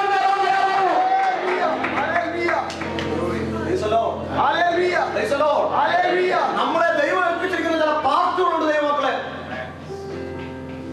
കർത്താവ് എല്ലാം അനുകൂലമാക്കി തരും നമുക്ക്. പക്ഷെ അതിനകത്ത് ഞാൻ കയറണമെങ്കിൽ ഞാൻ ഒരു കരം കൊടുക്കണം ദൈവത്തിന്. എനിക്കറിയില്ല, കർത്താവ് എന്നെ എന്തോ ഒരു പ്രത്യേക മേഖലയിലേക്ക് കർത്താവ് ഞാനൊരു കരം കൊടുക്കാൻ തയ്യാറാകണം. ദൈവം നമുക്ക് വേണ്ടി ഒരു വലിയ നന്മ മറച്ചിട്ടിട്ടുണ്ട്. പക്ഷെ അതിനെ പ്രാപിക്കണമെങ്കിൽ ഞാൻ ദൈവത്തിന് കരം കൊടുക്കാൻ തയ്യാറാകണം. പുതിയ നിയമത്തിന്റെ ശുശ്രൂഷ ഏറ്റവും വലിയ പ്രത്യേക, ദൈവം ഒറ്റയ്ക്ക് ഒരു കാര്യം ചെയ്യില്ല. ദൈവം എന്ത് പുതിയ നിയമത്തിന്റെ അകത്ത് നിങ്ങൾ പ്രാപിക്കാൻ ആഗ്രഹിക്കുന്നതിന് നീയോട് ഒരു കൈ ദൈവത്തിന് കൊടുത്തേ മതിയോ? ഞാനോട് ഒരു കരം കൊടുക്കാമെങ്കിൽ ദൈവം ചേർന്ന് ചെയ്യാൻ ശക്തനായി. രാത്രി ഒരിക്കൽ പത്രോസും എന്ന് പറഞ്ഞു, കർത്താവേ, ലോകത്തിന്റെ നിയമം അനുസരിച്ചേ പറ്റൂ. തമ്പുരാൻ പറഞ്ഞ ലോകത്തിന്റെ നിയമം അനുസരിക്കണമെന്ന് എനിക്ക് പറയും. അന്നൊരു കാര്യം, നീ ചൂണ്ടെടുത്തോണ്ട് നോക്കണം, നീ ചൂണ്ടെടുത്തോണ്ട് നോക്കണം. ഇവൻ ചൂണ്ടെടുത്തോണ്ട് പോകുക, ചൂണ്ടെടുത്തോണ്ട് ചെന്ന് ഇവൻ ചൂണ്ടിടാൻ തയ്യാറായി. എന്റെ ചിന്ത, പത്രോസിനോട് തിരിഞ്ഞൊരു ചോദ്യം ചോദിക്കുക, എന്തൊരു പരിപാടിയാണ് കർത്താവേ കാണിക്കുന്നത്? ഈ പരിപാടി വിട്ടിട്ട് എന്നെ വിളിച്ചോണ്ട് വന്നവരില്ലേ?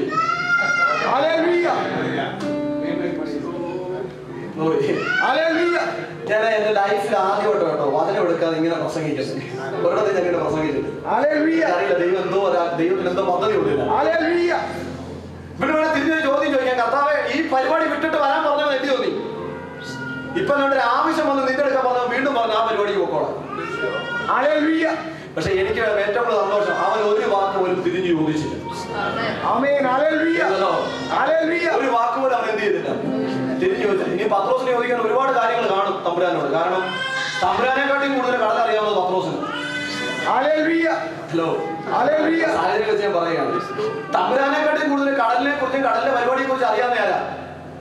പത്രോസാണ് പറയുന്നത്, കർത്താവേ ഞങ്ങൾ പലപ്പോഴും ചൂണ്ടയിട്ട് വലവീശിയൊക്കെ മീൻ പിടിച്ചിട്ടുണ്ട്, പക്ഷെ ഒരു മത്സ്യത്തിന് വായിക്കാത്ത ദ്രഹ്മപ്പണമൊന്നും ഞങ്ങൾ എടുത്തിട്ടില്ല. ചൂണ്ടയും കൊടുത്ത് കൊച്ചു മീനുകളൊക്കെ ഞങ്ങൾക്ക് കിട്ടിയിട്ടുണ്ട്, പക്ഷെ ബ്രഹ്മപ്പണം ഇതുവരെ കിട്ടിയിട്ടില്ലെന്നാണ് പത്രോസിന് തിരിഞ്ഞു പറയാം. പക്ഷെ അവൻ ഒരു വാക്ക് പോലും പറഞ്ഞില്ല. കാരണം പത്രോസിന് അറിയാം, വല വീശി തളർന്നു നിന്നപ്പോഴും വലയ്ക്കകത്ത് മീൻ നിറയ്ക്കാൻ കഴിവുള്ളവർ മാത്രമേ ഉള്ളൂ. പത്രോസിന് ഒറ്റ വാക്യം ചോദിക്കാതെ പത്രോസ് ചൂണ്ട എടുത്തോണ്ട് പോകും. ഞാൻ പറഞ്ഞതിന്റെ കാരണം തമ്പുരാന്റെ വാക്കിന് തിരിഞ്ഞു നോക്കാതെ പ്രതികരിക്കാൻ തയ്യാറാകാമെങ്കിൽ നിന്റെ കണ്ണിന് മുമ്പിൽ മറഞ്ഞു കിടന്ന ചില നന്മകളെ ദൈവം വെളിപ്പെടുത്തി തരാൻ തയ്യാറാണ്. വേണേ തിരിഞ്ഞു നമുക്ക് ഒരുപാട് ചോദ്യം ചോദിക്കാം, ഒരുപാട് കർത്താവിനോട് ചോദിക്കാം, കർത്താവ് എന്താ ഇങ്ങനെ ചെയ്തത്, എന്താ അങ്ങനെ. പക്ഷെ ഇതൊന്നും ചോദിക്കാൻ തയ്യാറാകാതെ മോശയെ പോലെ കർത്താവിന്റെ വാക്കിന് പ്രതികരിക്കാൻ തയ്യാറാണെങ്കിൽ നിന്റെ ലൈഫിൽ നീ കണ്ടിട്ടില്ലാതെ ചില നന്മ നിന്റെ ദൈവം കാണിക്കും. അവർ വലവീശി മീനെയൊക്കെ പിടിച്ചിട്ടുണ്ടെങ്കിലും ഇതുപോലൊരു സംഭവം ഇതുവരെ നടന്നിട്ടില്ല. പക്ഷെ കർത്താവിന്റെ വാക്കിന് അവനത് പ്രതികരിക്കാൻ തയ്യാറായപ്പോൾ തിരുവചനം പറയുന്നു, അവന്റെ ജീവിതത്തിൽ ഒരിക്കലും കണ്ടിട്ടില്ലാത്ത നന്മയെ ദൈവം ചെയ്തു. എപ്പോഴും നിങ്ങൾ ശ്രദ്ധിച്ചോണം, ദൈവം നന്മ കരുതി വെച്ചിട്ടുണ്ട്. അത് നമ്മുടെ കണ്ണിന് കാണാൻ പറ്റത്തില്ല. പക്ഷെ ദൈവം പറയും, ആ നന്മ നിന്റെ കരത്തിൽ തരേണ്ട സമയത്ത് ദൈവം പറയും ഇറങ്ങി പ്രതികരിച്ചോളാൻ പറയാം. അന്നേരം നമ്മൾ പറഞ്ഞു, പിന്നെ അങ്ങനെ പ്രതികരിച്ചിട്ട് എന്ത് പ്രയോജനം? സത്യത്തിൽ തമ്പുരാന്റെ വാക്ക് കേട്ടിട്ട് നമ്മള് മോശനെ പോലെ ഇറങ്ങി അങ്ങോട്ട് ചെല്ലാമെങ്കിൽ അതിന്റെ പുറകിൽ നീ ഇന്നുവരെ കണ്ടിട്ടില്ലാത്ത നിലവാരത്തിൽ നിനക്കൊരു നന്മയെ വെളിപ്പെടുത്തി തരാൻ ദൈവം. പുതിയ നിയമത്തിന്റെ ഏറ്റവും വലിയ പ്രത്യേകത, ദൈവം ഒറ്റയ്ക്ക് ഒന്നും ചെയ്യില്ല. ദൈവം എന്ത് ചെയ്യണമെങ്കിലും ഇതിന്റെ അകത്തിരിക്കുന്ന ഓരോരുത്തരുടെയും പ്രവർത്തനം ദൈവത്തിന് വേണം. എന്ത് ദൈവം ചെയ്യണമെങ്കിലും ദൈവത്തിന് എന്ത് വേണം? നിങ്ങളുടെ ഒരു കാര്യം ദൈവത്തിന് വേണം, അത് നിർബന്ധമാണ് ദൈവത്തിന്. ചിലർ പറഞ്ഞു കേട്ടില്ലേ, കർത്താവ് ചെയ്യട്ടെ എന്നിട്ട് ഞാൻ എന്ത് ചെയ്യാം. ചിലരോടൊക്കെ നമ്മൾ കർത്താരമായിട്ട് ദൈവത്തിന് എത്ര പറഞ്ഞാലും കർത്താവ് ചെയ്യട്ടെ, ചെയ്തിട്ട് നീ വരട്ടെ, നീ അയച്ചു വരുത്തൂല്ല. പക്ഷെ അതല്ല, കർത്താവ് ചെയ്യുമെന്നുള്ള വിശ്വാസത്തെ ഇറങ്ങി തിരിച്ചു നോക്കും. കർത്താവ് ചെയ്യുമെന്നുള്ള വിശ്വാസത്തെ ഇറങ്ങി തിരിച്ചു നോക്കും. വലിയ മാറ്റമായിട്ട് അത് മാറും. കാര്യങ്ങൾ എന്നൊക്കെ ആത്മാവ് ഓർമ്മിക്കുന്നേ പറയാം. കാനാവിലെ കല്യാണം ഇവിടെ എല്ലാവർക്കും പറയും, നമ്മൾ ഒരുപാട് പ്രസംഗം കേട്ടിട്ടുള്ളത്. കാനാവിലെ കല്യാണം വീട് പ്രസംഗം കേട്ട് നമ്മൾ അടുത്ത് പോയ ഭാഗം. കാനാവിലെ കല്യാണം വീട്ടിൽ ഇപ്പം ചെറുക്കനുമില്ല പെണ്ണുമില്ല, കല്യാണം വീട്ടിൽ ആരുമില്ല. ഇപ്പം പ്രസംഗം കേട്ട് അവർ ഓടിപ്പോയില്ലായിരുന്നു. ഈ കാനാവിലെ കല്യാണ വീടിന്റെ അകത്ത് ദൈവജനം പറയുന്നു, ഈ വീഞ്ഞ് എന്ത് ചെയ്ത് തീർന്നു പോയപ്പോ യേശുവിന്റെ അമ്മയായ മറിയ യേശുവിനോട് പറഞ്ഞു, വീഞ്ഞ് തീർന്നു പോയി. കർത്താവിന്റെ മറുപടി, സ്ത്രീയെ എനിക്ക് നിനക്കും തമ്മിൽ എന്ത്, എന്റെ നാഴിക ഇതുവരെ വന്നിട്ടില്ല. ഈ സ്ത്രീ എന്നുള്ള വിളിയൊക്കെ കേട്ടിട്ട് പെന്തക്കോസ്തുകാരെ ആവേശം കൊണ്ട് എന്തൊരു സന്തോഷമായിരുന്നു അറിയാം. സത്യത്തിൽ ഞാൻ പറയുന്നത് അവരെ അമ്മയെന്ന് തന്നെ വിളിക്കണം. ബുദ്ധിമുട്ടുണ്ടോ? ഇല്ല ഇല്ല. കാരണം എന്തെന്ന് ചോദിച്ചാൽ തിരുവചനം പറഞ്ഞു, സ്ത്രീകളിൽ നീ ആരെ വാഴ്ത്തപ്പെട്ടവളാണ്. തിരുവചനം പറഞ്ഞതാ. എടാ, ഇത്രയും ഈ ലോകത്തിന്റെ പാപം മുഴുവൻ വഹിക്കാൻ വേണ്ടി ഇറങ്ങി വന്ന ദൈവത്തിനെ ചുമന്ന ഒരു സ്ത്രീയല്ല, അവരെ ഒന്ന് മാനിച്ചുകൂടെ? ഇതൊക്കെ കേൾക്കുമ്പോൾ നമുക്ക് അങ്ങ് ഇറിറ്റേഷൻ, നമ്മളങ്ങ് വല്ലാതൊക്കെ ആവും. അതൊക്കെ കുഴപ്പമില്ലെന്ന്. ഇപ്പൊ ലോകത്തിന്റെ മുഴുവൻ പാപം ചുമക്കാൻ വേണ്ടി ഇറങ്ങി വന്ന ദൈവപുത്രനെ ചുമന്ന അവരെ ഒന്ന് മാനിക്കുന്നതിനകത്ത് എന്താ തെറ്റ്? അവരെ ആരാധിക്കണ്ട, അവരെ മാനിക്കും. ഇങ്ങനെ നമ്മുടെ ചിന്താഗതിക്കൊക്കെ ഒരു മാറ്റം വരാമെങ്കിൽ കൂട് വിട്ട് കെട്ടുവിട്ടൊക്കെ ചിലത് പുറത്തു വരാൻ തയ്യാറാണ്.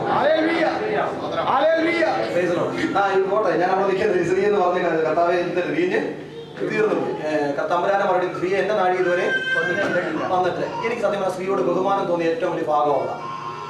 എന്റെ ചോദ്യം, മറിയ നിനക്കെങ്ങനെ അറിയുമ്പോൾ വീഞ്ഞിന്റെ പരിഹാരം വരുത്തുന്നു? മറിയ നിനക്കെങ്ങനെ അറിയാം ഇവൻ വീഞ്ഞിന് പരിഹാരം വരുത്തുമെന്ന്? ഇതുവരെ ഇവൻ അത്ഭുതം വല്ലതും ചെയ്തിട്ടുണ്ടോ? മറിയ പറയില്ല. അടയാളം വല്ലതും ചെയ്തിട്ടുണ്ടോ? ഇല്ല. തിരുവചനം നമ്മളോട് പറഞ്ഞ അടയാളങ്ങളുടെ അത്ഭുതത്തിന്റെ തുടക്കം അവിടെ തുടങ്ങുന്നത്. മറിയയ്ക്ക് എങ്ങനെ അറിയാം ഇവൻ ഇത് അത്ഭുതം ചെയ്യുമെന്ന്? ഒറ്റ ചോദ്യം മറിയ, 30 വർഷക്കാലം ഞാൻ അവനോടാ ജീവിച്ചത്. 30 വർഷക്കാലം ഞാൻ അവനോടാ ജീവിച്ചേ. അവനോട് ജീവിച്ച 30 വർഷക്കാലത്തിനിടെ എനിക്കറിയാം കുറവ് തീർക്കാൻ ഇവനെ പോലെ ആർക്കും കഴിയത്തില്ല. എത്ര വിശ്വസിക്കുന്നില്ല? ദൈവമായിട്ടുള്ള ബന്ധത്തിലെ അവന്റെ കഴിവിനെ കുറിച്ച് നിനക്കൊരു ബോധം ഉണ്ടാകത്തുള്ളൂ. ഈ മറിയ തോന്നി കർത്താവ് വീഞ്ഞില്ല, വീഞ്ഞ് എന്ത് ചെയ്ത് തീർന്നു. കർത്താവ് പറഞ്ഞ എന്റെ സമയം, എന്റെ നാടി ഇതുവരെ വന്നിട്ടില്ല, വരുമ്പോൾ ഞാൻ എന്ത് ചെയ്യാം? വീഞ്ഞ് കൊടുക്കാം. നമ്മൾ തിരുവനന്തപുരം പറഞ്ഞ അവിടെ കുറച്ച് കഴിഞ്ഞപ്പോൾ കർത്താവിന്റെ സമയം വന്നു കാണുമായിരിക്കും. അവിടെ 6 കൽപ്പാത്രം എന്ത് ചെയ്ത് കിടന്ന്, 6 കൽപ്പാത്രം. ആ 6 കൽപ്പാത്രത്തിനകത്ത് തമ്പുരാൻ എന്ത് പറഞ്ഞു? വെള്ളം നിറയ്ക്കാൻ പറഞ്ഞു. തിരുവനന്തപുരം പറഞ്ഞ് വെള്ളം നിറയ്ക്കാൻ പറഞ്ഞപ്പോൾ ആ സെക്കൻഡിൽ തന്നെ ആൾക്കാരെല്ലാം കൂടെ കൊണ്ട് വെള്ളം നിറച്ച്. നമ്മൾ ഇതുവരെ കേട്ടുള്ള ആ കൽപ്പാത്രത്തെ കുറിച്ച് നിങ്ങൾ എന്തൊക്കെ കേട്ടിട്ടുണ്ട്? പുറംപറമ്പിൽ കിടന്ന കൽപ്പാത്രം കേട്ടിട്ടില്ലേ? കേട്ടിട്ടുള്ള കാര്യങ്ങൾ പുറംപറമ്പിൽ കിടന്ന കൽപ്പാത്രം, ആർക്കും വേണ്ടാതെ ആരും മൈൻഡ് ചെയ്യാതെ വെയിൽ കൊണ്ട് വാടി കിടന്ന കൽപ്പാത്രം, പരിവരുത്ത കൽപ്പാത്രം വേണ്ട ആരും പിടിക്കത്തില്ലായിരുന്നു. ഒരുപാട് വിവരണങ്ങളാണ്. പക്ഷെ തിരുവചനത്തിനകത്ത് അങ്ങനെ ഒന്നും എഴുതി വെച്ചിട്ടില്ല. തിരുവചനത്തിനകത്ത് വ്യക്തമായിട്ട് പറഞ്ഞുകൊണ്ട് ഈ കൽപ്പാത്രം ഏത് കൽപ്പാത്രമാണ്, എന്തിനുപയോഗിക്കുന്ന കൽപ്പാത്രമാണ്, അതുകൊണ്ട് ദൈവം അതിനകത്ത് വെള്ളം നിറയ്ക്കാൻ പറഞ്ഞു. വരുന്ന സെക്ഷനിൽ കാൽവകളുടെ വെളിപ്പാട് പ്രസംഗിക്കും ഇതിനകത്തൂടെ എല്ലാം നമ്മൾ കയറി ഇറങ്ങി വരും. എന്തുകൊണ്ടാണ് കർത്താവ് ഇതിനകത്ത് വെള്ളം നിറയ്ക്കാൻ പറഞ്ഞെന്ന് പറഞ്ഞാൽ തമ്പുരാൻ അവന്റെ ഒരു പാരമ്പര്യത്തെ പൊട്ടിക്കണമല്ലോ. എവിടെ പാരമ്പര്യം പൊട്ടുന്നോ അവിടെ സന്തോഷത്തിന്റെ നീരാടൽ ഉണ്ടാവും. ഈ സെക്ഷൻ കർത്താവിനോട് പറഞ്ഞുകൊണ്ടാണ് ഇങ്ങനെ പോകുന്നത്. അടുത്ത സെക്ഷനിൽ നമ്മൾ അതിലേക്കൊക്കെ കിടക്കും. കർത്താവ് പറഞ്ഞ വെള്ളം കോരി നിറയ്ക്കാൻ. എന്റെ ചോദ്യം, കർത്താവിന്റെ വാക്ക് കേട്ടിട്ട് ഈ വെള്ളം കോരിയന്മാരെ ഞാൻ സമ്മതിച്ചിരിക്കുക. ഹലോ, ഇന്നലെ വരെ കൊട്ടുളിയും തടിയും കൊണ്ട് തടിക്കാതെ കിടുകിടാന്ന് അടിച്ചോണ്ടിരുന്നവൻ വന്നിട്ട് പറയാം വെള്ളം കോരി നിറയ്ക്കാൻ. ഇന്നലെ വരെ ഒരു അടയാളം അത്ഭുതം ചെയ്തിട്ട് ഇന്നലെ വരെ എന്നോട് ചോദിച്ചു അപ്പൻ ആരാ അമ്മ ആരാ ചോദിച്ചുകൊണ്ട് നടക്കുന്ന ജനം. മനസ്സിലായില്ലേ? പലപ്പോഴും യേശുവിനെ അഭിസംബോധന ചെയ്ത് എങ്ങനെയാണെന്നറിയാം. ജോസഫിന്റെ പുത്രനെന്നല്ല, മറിയയുടെ പുത്രനല്ല. അതിനകത്ത് ഏറ്റവും നികൃഷ്ടമായ രീതിയിൽ യേശുവിനെ അഭിസംബോധന ചെയ്തുകൊണ്ടിരുന്നത്. എന്നാൽ അങ്ങനെ അഭിസംബോധന കൊണ്ടിരുന്ന സമൂഹത്തിൽ പറ്റി ഇതൊന്നും ഇല്ലാത്ത ഒരാൾ വന്നിട്ട് പറയാം അതിനകത്തോട്ട് വെള്ളം നിറയ്ക്കാം. എന്റെ ചോദ്യം, എന്റെ ചിന്ത, കർത്താവേ ആ കല്യാണ വീട്ടിൽ നിന്റെ വാക്കിന് വെള്ളം കോരി നിറച്ചവനാണ് യഥാർത്ഥത്തിൽ വിടുതൽ കൊണ്ടുവന്നത്.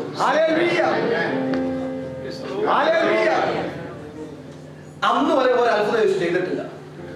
അന്ന് വരെ അടയാളം യേശു ചെയ്തിട്ടില്ല. ഒരു വീര്യപ്രവൃത്തി യേശു ചെയ്തിട്ടില്ല. സമൂഹത്തിൽ എന്നോട് പറഞ്ഞാൽ വളരെ തിരസ്കരിക്കപ്പെട്ട വ്യക്തി യേശു. പക്ഷെ ആ തിരസ്കരിക്കപ്പെട്ടവന്റെ വാക്കിന്റെ പുറത്ത് ആ കല്യാണ വീട്ടിൽ ആരൊക്കെയോ കൽപ്പാത്രത്തിൽ വെള്ളം കോരാൻ തയ്യാറായി. ഞാൻ പറയാം, ആ കോരാൻ ഇറങ്ങിയവന്റെ ആ വിശ്വാസത്തിലാണ് ആ വീടിന്റെ അകത്ത് ഒരു അത്ഭുതം ചെയ്യാൻ ദൈവം തയ്യാറായി.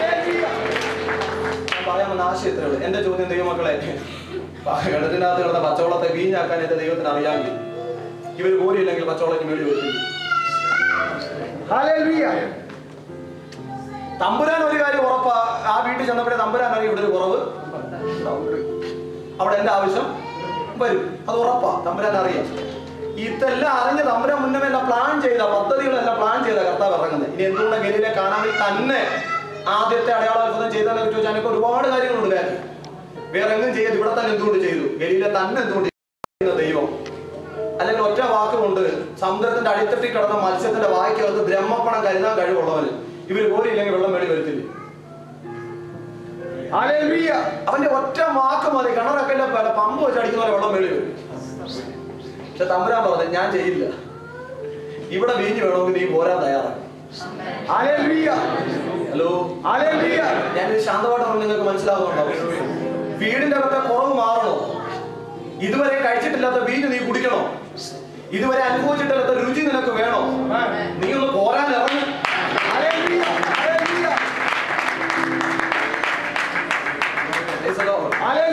ഞങ്ങൾ പോരത്തുമില്ല, ഞങ്ങൾ കൽപ്പാത്രം എടുക്കത്തുമില്ല, പക്ഷെ രുചിയുള്ളത് വേണം, കിട്ടത്തില്ല.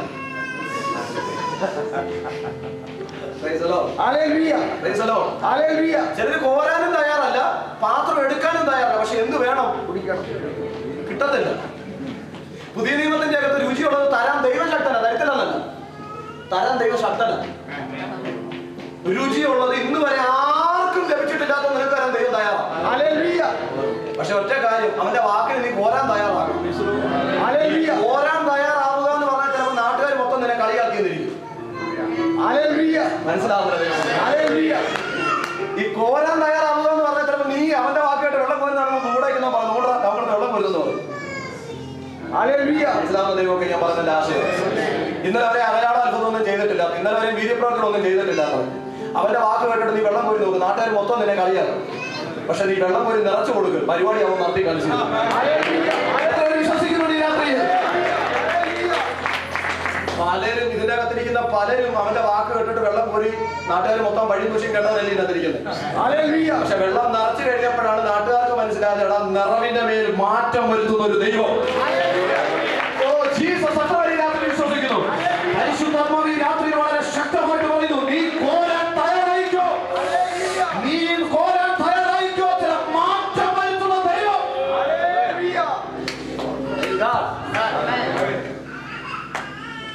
കോരുന്ന സമയത്തൊക്കെ ഭയങ്കര പ്രശ്നങ്ങളാണ്. ആൾക്കാരൊക്കെ ചോദിക്കും, ഇനി മോശ ഏലിയാവെല്ലാം പറഞ്ഞത് എന്റെ ചിന്ത. ഇപ്പൊ ഈ വീട്ടിന്റെ അവിടെ ഏലിയാവ വന്ന് വെള്ളം കോരാൻ പറഞ്ഞിരുന്നെങ്കിൽ വീട്ടുകാരല്ല അവിടെ നിന്ന് പുരോഹിതമായ സഹിതം വെള്ളം കോരി. എനിക്കറിയത്തില്ല ഇതിന്റെ നടുവിൽ ദൈവം എന്തോ രാത്രി ശാന്തമായിട്ട് ചെയ്യുന്നു. ഈ ഏലിയാവ് വന്ന് പറഞ്ഞിരുന്നെങ്കിൽ വെള്ളം കോരാൻ ആരെങ്കിലും മടിക്കുവോ? കാരണം ഏലിയാവ് വെള്ളം കോരാൻ പറഞ്ഞാൽ അവര് വെള്ളം വല്ല വേണം കിണർ സഹിതം അവർ കുഴിക്കും. കാരണം അവർക്കറിയാം ഇവൻ എന്ത് ചെയ്തിട്ടുണ്ട്. വൃത്തിഹീനമായ വെള്ളത്തെ ഇവൻ എന്തായി മാറ്റിയിട്ടുണ്ട്, പഥ്യമാക്കി മാറ്റിയിട്ടുണ്ട്. ഇവൻ വെള്ളത്തേക്ക് രണ്ടായി കീറി മുറിച്ചിട്ടുണ്ട്. വലിയ സംഭവമാണ്. പക്ഷെ ഇവിടെ ഇതൊന്നും ചെയ്യാത്ത ഒരാളെന്ന് പറയുക വെള്ളം കോരാൻ തയ്യാറാണോ? വെള്ളം കോരാൻ തയ്യാറാണ്. ആ വാക്കിന്റെ പുറത്ത് വെള്ളം കോരാൻ തയ്യാറാകുന്ന ആരെങ്കിലും ഉണ്ടോ? ഹലോ, ആ വാക്കിന്റെ പുറത്ത് നീ വെള്ളം കോരാൻ തയ്യാറാണ്. നീ കോരിയ വെള്ളത്തിന്റെ കളർ മാറുന്ന മണ്ഡലത്തിലേക്ക് നീ നടത്താൻ ഇന്നലെ വരെ നാട്ടുകാർ കണ്ടത് പച്ചവെള്ളം കോരുന്നത് നിന്നെയായിരിക്കും. പക്ഷെ പിന്നീട് കാണാൻ പോകുന്നത് വീഞ്ഞു കൊടുക്കുന്നത് നിന്നെ കാണാൻ പോകുന്നു. എത്ര പേർക്ക് മനസ്സിലാവുന്നുണ്ട് ഈ രാത്രി ദൈവത്തിന്റെ വചനത്തെ? ഞാൻ പറഞ്ഞതിന്റെ ഒരു ചെറിയ ആശയം, കർത്താവിൽ നിന്ന് എന്തെങ്കിലും പ്രാപിക്കണമെങ്കിൽ നാം എന്ത് ചെയ്യാൻ തയ്യാറാകണം? പ്രതികരിക്കാൻ തയ്യാറാകണം കർത്താവിനോട്. അപ്പൻ ഒറ്റ യേശുവിന്റെ ദൈവത്തിന്റെ ഏറ്റവും വലിയ പ്രത്യേകത കാൽവരി ക്രൂശിൽ മൊത്തം ഒറ്റയ്ക്കാണ് ചെയ്തത്. ക്രൂശിൽ ദൈവം നമ്മളെ ആരോടും പറഞ്ഞില്ല എനിക്ക് നടക്കാൻ കുഞ്ഞുങ്ങൾ നീയുടെ കൂടെ വരാൻ പറഞ്ഞു. നമ്മൾ ഈ കത്രമേശയൊക്കെ ഒഴിപ്പിക്കാൻ വേണ്ടി പറഞ്ഞൊരു കാര്യമുള്ളൂ. വീണു എഴുന്നേറ്റ് എവിടെ എഴുതി വെച്ചിട്ടുണ്ടോ കർത്താവ് വീണു എഴുന്നേറ്റോ ക്രൂശി വന്നു? വെറുതെ നമ്മൾ കത്രമേശയൊക്കെ നമ്മള് ജനത്തേക്കൊക്കെ പ്രകടനം വിളിപ്പിക്കാൻ വേണ്ടി പറയുന്നേ. കർത്താവ് വീണു എഴുന്നേറ്റോ ഒരിടത്തു പോലും നമ്മുടെ ക്രൂശുമായിട്ട് വീണിട്ടില്ല. ക്രൂശ് ചുമന്ന് വീണ കർത്താവാണെങ്കിൽ എന്റെ ഭാരം അങ്ങനെ അവൻ ചുമക്കും. കർത്താവ് നമ്മളോട് പറഞ്ഞ എന്താ? നിന്റെ ഭാരം എന്റെ മേൽ വെച്ചു കൊടുക്കാം, ഞാൻ അതിനെ വഹിക്കാം. വെറും ഒരു മരക്കുരിശ് ചുമന്ന് വീട് എഴുന്നേറ്റ് അവൻ പോയെങ്കിൽ എന്റെ ഭാരം അങ്ങനെ അവൻ വഹിക്കും. ഒരിടത്തു പോലും എന്റെ യേശു ക്രൂശ് ചുമന്ന് വീണിട്ടില്ല. അവൻ ക്രൂശ് ചുമന്നത് വീണാനല്ല, വീണവരെ എഴുന്നേൽപ്പിക്കണം.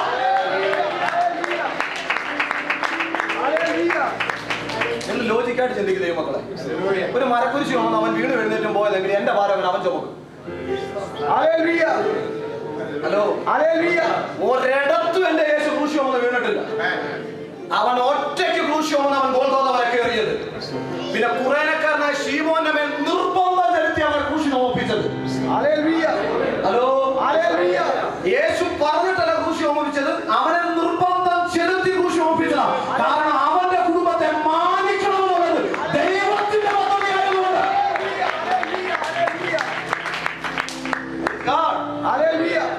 കാൽവറിയിലേക്ക് നമ്മൾ കയറുമ്പോൾ ഇതിന്റെ ആ റിയാലിറ്റി വെളിപ്പെട്ട് വരും. പോലും എനിക്ക് തലയയക്കാൻ ഇടവില്ലെന്ന് പറഞ്ഞു നടന്ന ദൈവം കാൽവറി വന്നപ്പോ തലയൊക്കെ തലയച്ചു. എവിടാ തലയച്ചത്?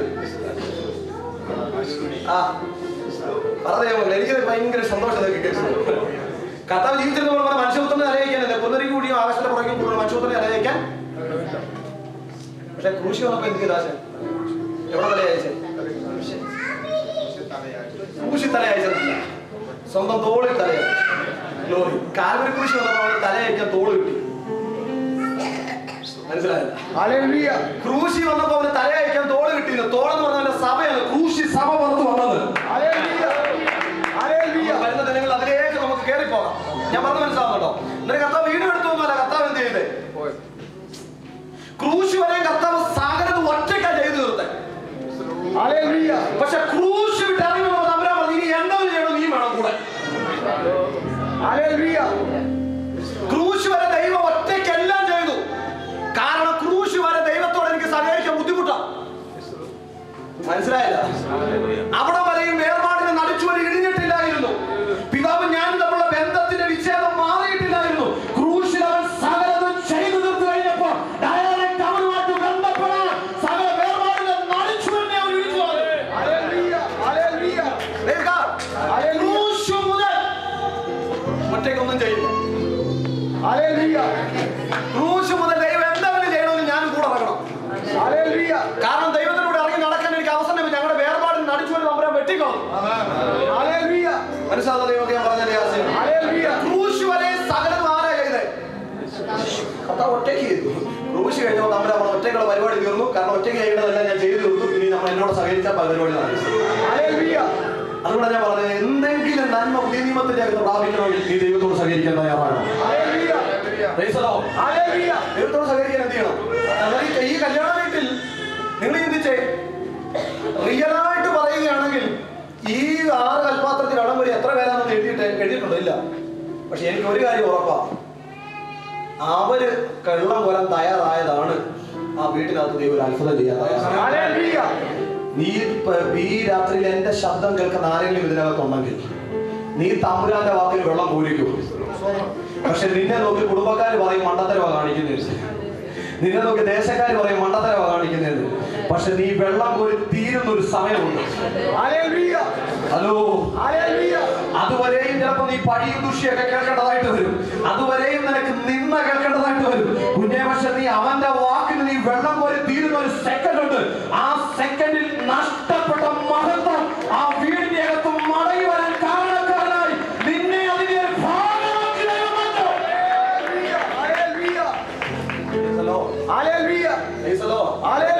പക്ഷെ അവന്റെ വാക്കിന് എന്ത് ചെയ്യാൻ തയ്യാറാകണം? പ്രതികരിക്കാൻ തയ്യാറാണ്. അവന്റെ വാക്കിന് കരം കൊടുക്കാൻ തയ്യാറാകും. ചിലപ്പോൾ കർത്താവ് വളരെ ചിലപ്പോൾ ഒരു അത്ഭുതമോ അതേപോലെ ഒരു വിധിപ്രവൃത്തി ചെയ്യാതിരിക്കുമ്പോഴേ കർത്താവ് പറഞ്ഞ കാര്യത്തിൽ ഇറങ്ങിത്തിരിക്കും. നമ്മളോട് പറഞ്ഞു, ഒരു സ്ത്രീ വന്ന് വസ്ത്രത്തിൽ കയറി എന്ത് ചെയ്തു? തൊട്ടു. അടുത്ത സെക്കൻഡിൽ അവർക്ക് എന്തുണ്ടായി? സൗഖ്യമുണ്ട്. ആ സ്ത്രീയോട് ചോദിച്ചു, ഇതിനു മുമ്പ് ഇതുവരെ എവിടെ അത്ഭുതം വല്ലതും കണ്ടിട്ടുണ്ടോ? നമ്മൾ തുടങ്ങി വെക്കണം കർത്താവിനെ കൊണ്ട് ഓരോ അത്ഭുതങ്ങൾ. അയ്യോ, നിങ്ങൾക്ക് മനസ്സിലാവുന്നില്ല. ആ രക്തസ്രാവി സ്ത്രീയോട് ചോദിച്ചേ, ഇതുവരെയെങ്കിലും യേശുവിന്റെ വസ്ത്രത്തിൽ തൊട്ട് ആരെങ്കിലും സൗഖ്യമായിട്ട് നീ വായിച്ചിട്ടുണ്ടോ? ഉണ്ടോ? അവൾ പറയില്ല. ഇതുവരെയെങ്കിലും ഇവന്റെ വസ്ത്രത്തിൽ തൊട്ട് രക്തസ്രാവം നിന്നതായിട്ട് നീ കേട്ടിട്ടുണ്ടോ? ഇല്ല. അവളോട് ചോദിച്ചിട്ട് നിനക്കെന്തായി, നീ എന്തുകൊണ്ടാ തൊട്ടത്? ഞാനങ്ങ് തുടങ്ങി വെക്കാൻ തയ്യാറാണ്. ഈ രാത്രി എത്ര പേര് വിശ്വസിക്കുന്നുണ്ട്? ഇന്നലെ വരെയും നീ കേട്ടിട്ടുമില്ലായിരിക്കും, നിങ്ങളുടെ കുടുംബത്തിൽ ആർക്കും അറിയത്തുമില്ലായിരിക്കും അവന് വസ്ത്രത്തിൽ തൊട്ടാ സൗഖ്യം കിട്ടുമെന്ന്. പക്ഷെ നീ ധൈര്യത്തോടെ പിടിച്ചോ, അന്ന് മുതൽ അതൊരു സംഭവമായിട്ട് മാറാൻ പോകുകയാണ്.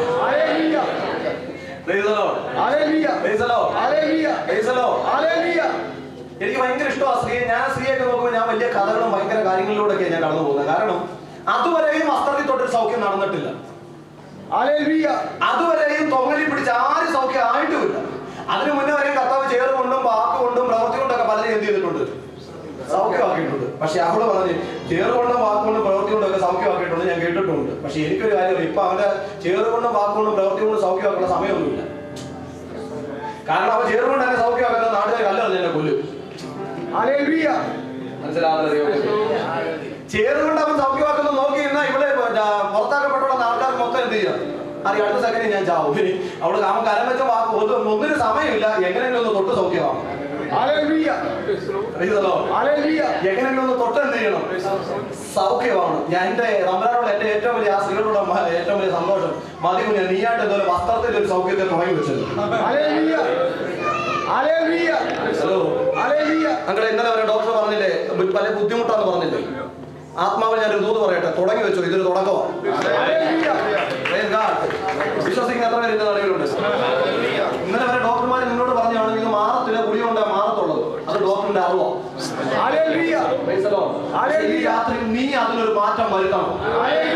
ഇവിടെ കൊണ്ട് നീ തുടങ്ങി വെക്കണം. ഡോക്ടർ പറഞ്ഞതിന് വിരോധമായിട്ട് ഇന്നലെ വരെയും ഇങ്ങനെ ഒരു സൗഖ്യം നടന്നിട്ടില്ലായിരിക്കും പെന്തക്കോസ്തിന്റെ ചരിത്രത്തിൽ.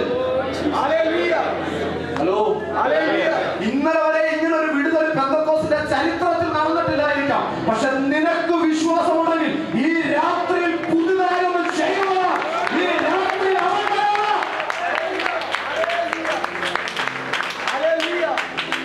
ഇന്നലെ വരെ സഭയ്ക്കകത്ത് നമ്മൾ കണ്ടിട്ടുള്ളത് ദൈവാസന്മാർ പ്രസംഗിക്കാൻ എഴുന്നേൽക്കുമ്പോൾ ആരാധിക്കുമ്പോഴായിരിക്കും ദൈവസാന്നിധ്യം വ്യാപരിക്കുന്നത്. നമ്മുടെ ചരിത്രത്തെ ഒന്ന് മാറ്റിയിടും. ആരും വരാത്തപ്പോഴും നമ്മുടെ ഹോളിന്റെ അകത്ത് ദൈവസാന്നിധ്യം നിറഞ്ഞിരിക്കും. ഇന്നലെ വരെ പ്രാർത്ഥിക്കാൻ മുട്ടുമടക്കിയപ്പോഴായിരിക്കും ദൈവശബ്ദം കേട്ടത്. നീ ആ ചരിത്രത്തെ മാറ്റി എഴുതണം. നീ ബാത്റൂമിൽ കുളിക്കുമ്പോഴും ദൈവശബ്ദം കേൾക്കുന്നവനായിട്ട് മാറും. എത്ര പേര് രാത്രി വിശ്വസിക്കുന്നുണ്ട്? ഇന്നലെ വരെ തലമുറകൾ മുഴുവൻ തെറ്റിപ്പോകുന്ന ഒരു മണ്ഡലമാണ് നീ സ്വപ്നം കണ്ടതെങ്കിൽ ഈ രാത്രി അതിനെ മാറ്റി എഴുതാൻ നീ തയ്യാറാകണം. നീയായിട്ട് പുതിയത് ചിലത് സ്ഥാപിച്ചെടുക്കണം. നമ്മുടെ നാം പ്രതികരിക്കാൻ തയ്യാറാണെങ്കിൽ ദൈവം നമ്മളെ എന്തും ചെയ്യാൻ തയ്യാറാണ്. ദൈവം എന്തും ചെയ്യാൻ തയ്യാറാണ്. പക്ഷെ നമ്മൾ എന്ത് ചെയ്യണം? പ്രതികരിക്കാൻ തയ്യാറാണ്. ഇന്നലെ വരെ അവള് അറിഞ്ഞിട്ടില്ല, കേട്ടിട്ടില്ല. യേശു സൗഖ്യമാക്കുന്നവനെന്നെല്ലാം കേട്ട് കാണുമായിരിക്കും അല്ലേ? അതുകൊണ്ടായിരിക്കും അവസാനം യേശുവിന്റെ അടുത്തേക്ക് എന്ത് ചെയ്തേ വന്ന്. എങ്ങനെ സൗഖ്യമാക്കുന്നത് നമുക്ക് അറിയത്തില്ല. അവള് നോക്കിയപ്പം ഇത്രയും ഞാൻ കൂടി നിൽക്കുന്നതിന്റെ ഇടയിൽ ആകെയുള്ള പരിപാടി ഒന്ന് തൊടാൻ കഴിയുക. എനിക്ക് ഏറ്റവും കൂടുതൽ സന്തോഷം തൊട്ട് അവള് ബാക്കി കൂടെ വിടുതൽ മേടിച്ചിട്ട് ബാക്കി കൂടെ കറങ്ങി അങ്ങ് പോയില്ല. അവള് ബാക്കി കൂടെ വിടുതൽ മേടിച്ച് ഫ്രണ്ടിൽ വന്നു. നമ്മളെ കൂട്ടത്തിൽ പലരും ബാക്കി കൂടെ വന്ന് ബാക്കി കൂടെ വിടുതൽ മേടിച്ച് ബാക്കി കൂടെ അങ്ങ് പോകും. പിന്നീട് ബാക്കി കൂടെ വീണ്ടും വരേണ്ട ഗതി ദൈവം. അതിനെക്കാട്ടും നല്ല ബാക്കി കൂടെ വന്നാൽ വിടുതൽ പ്രാപിക്കുന്നെങ്കിലും അവൻ വിളിക്കുമ്പോൾ ഫ്രണ്ടിൽ വന്ന വിടുതലേക്കാണ്. അന്നേരമാണ് ആ വിടുതൽ സ്ഥിരമാണ്. വിശ്വസിക്കുന്നത് യേശു തരുന്ന വിടുതൽ എപ്പോഴാ സ്ഥിരമാകുന്നതെന്ന് അറിയാമോ? അവന്റെ വാക്കിന്റെ മുമ്പിൽ ഫ്രണ്ടിൽ വന്ന് നിൽക്കുമ്പോ ആ വിടുതൽ സ്ഥിരമാകും. ഇന്നലെ വരെ അങ്ങനെ ഒരു സംഭവം നടന്നിട്ടില്ലായിരിക്കാം. ഇന്നലെ വരെ നിന്റെ കുടുംബത്തിന്റെ അങ്ങനെ ഒരു സംഭവം നടന്നിട്ടില്ലായിരിക്കാം. ഇന്നലെ വരെ അത് സ്റ്റാർട്ട് ചെയ്തിട്ടില്ലായിരിക്കാം. പക്ഷെ ഈ രാത്രിയിൽ അവന്റെ വാക്ക് കേട്ടിട്ട് പ്രതികരിക്കാൻ നീ ഇറങ്ങാൻ തയ്യാറാണെങ്കിൽ ഇന്നലെ വരെ തുടങ്ങാത്ത സംഭവത്തെ നിന്റെ കുടുംബത്തിന്റെ അകത്തൊരു തുടർക്കഥയാക്കി മാറ്റാൻ ഈ രാത്രി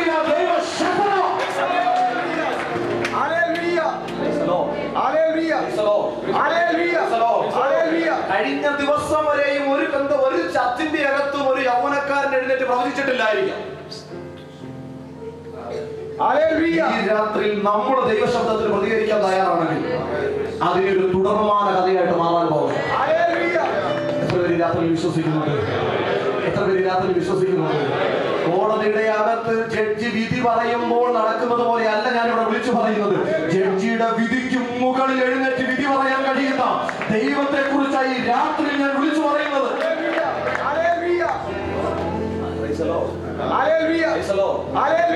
തമ്പുരാന്റെ കൂടെ പ്രതികരിക്കാൻ ഇറങ്ങി നിൽക്കുക. തമ്പുരാൻ ഭയങ്കര ഉഷാറാണ്.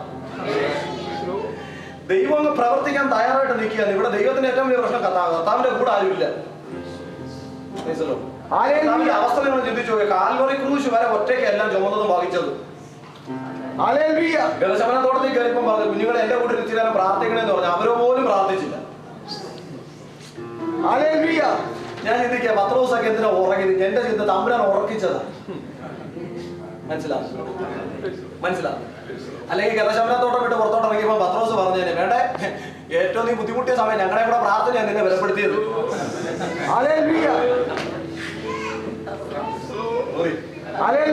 തമ്പുരാൻ അവസാന സമയമാണ്. പ്രാണവേദന കൊണ്ട് പെടയുക. ലോകത്തിന് മുഴുവൻ പാപവും തന്റെ മേലോട്ട് കൈമാറുക പിതാവ്. റിയലായിട്ട് പറഞ്ഞ ഗതശമനത്തോട്ടത്തിൽ വെച്ച് പിതാവും പുത്രനോട് എന്ത് ചെയ്യുക? ഒരു വേർപാടിന്റെ ഒരു തുടക്കം അവിടെ തുടങ്ങുക. സകല പാവവും പുത്രന്റെ മേൽ കൈമാറുക. തമ്പുരാൻ എഴുന്നേറ്റെന്ന് പറഞ്ഞു, ഈ രാത്രിയിലെങ്കിലും എന്നോട് കൂടി ഇച്ചിരി നേരം ഇരുന്ന് പ്രാർത്ഥിക്കണേ. അത് എനിക്ക് എന്നിട്ട് തമ്പുരാൻ എനിക്ക് വേണ്ടി പ്രാർത്ഥിക്കാനല്ല പറഞ്ഞത്. നിങ്ങൾ പരീക്ഷയിലാപ്പെടാതിരിക്കാൻ പ്രാർത്ഥിച്ചോളാം. നിങ്ങൾ പരീക്ഷയിലാപ്പെടാതിരിക്കാൻ എന്ത് ചെയ്തോ? പ്രാർത്ഥിച്ചോളാം. ഞാൻ ചിന്തിക്കുക പത്രോസൊക്കെ ഉറങ്ങാതെ തമ്പുരാന്റെ കൂടി നിന്ന് പ്രാർത്ഥിച്ചിരുന്നെങ്കിൽ ഗതശമനത്തോട്ടം വിട്ട് പുറത്തു വരുമ്പോൾ പത്രോസ് ആയിരിക്കും ആദ്യം പറയുന്നത്, ഇവിടെ നിന്നെ ബലപ്പെടുത്തിയത് ഞങ്ങളുടെ പ്രാർത്ഥനയുടെ കൂടുതലാണ്. അത് പറയാൻ എന്റെ ദൈവം അനുവദിച്ചില്ല. കാരണം അവൻ ഒറ്റയ്ക്ക് സകലതും ചുമക്കണമെന്നുള്ളത് പിതാവിന്റെ ഹിതമായിരുന്നു. എത്ര പേര് രാത്രി മനസ്സിലാക്കുന്നു? കാൽവറി വരെ അവൻ ഒറ്റയ്ക്കായിരുന്നു ദൈവമക്കളെ. പക്ഷെ കാൽവറി ക്രൂശ് കഴിഞ്ഞപ്പോൾ തമ്പുരാൻ പറഞ്ഞു, ഞാൻ എന്റെ കൂടെ ഇറങ്ങുമ്പോൾ ഞാനിവിടെ പ്രവർത്തിക്കാം. ഒരു കാര്യം കൂടെ പറഞ്ഞ് ഞാൻ ആ ഭാഗത്തുനിന്ന് മാറാൻ പോവുകയാണ്. നമ്മള് ഇന്നത്തെ സെക്ഷൻ ഇങ്ങനെ പോയി. എനിക്കറിയില്ല എന്തുകൊണ്ട് ഇങ്ങനെ പോയത്.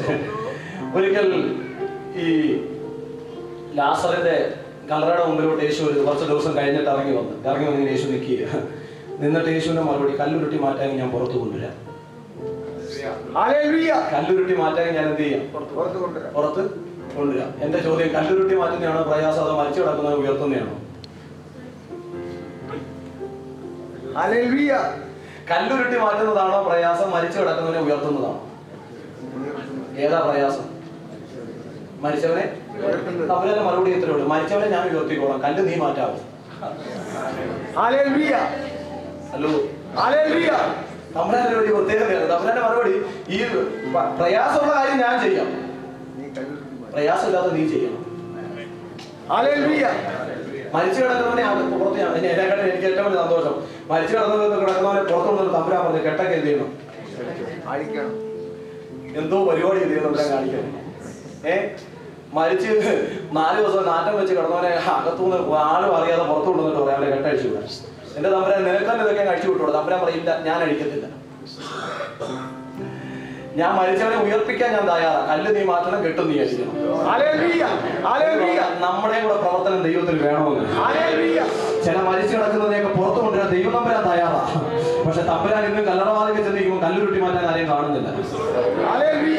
ഇവിടെ നിരുതിയകത്തുനിന്ന് ചിലത് അതിനുവേണ്ടി എഴുന്നേക്കാൻ തയ്യാറാകുമെങ്കിൽ ചില ചത്തു മരിച്ച് നാറ്റം വെച്ച ചില ലാസർമാര് നാളെ സഭയുടെ അകത്ത് സുഗന്ധം വരേണ്ടതൊക്കെ നിലവാരത്തിൽ ദൈവത്തിനെ രൂപാന്തരം വരുത്തിയെടുക്കാൻ ദൈവത്തിന്റെ ആത്മാവ് തയ്യാറാണ്.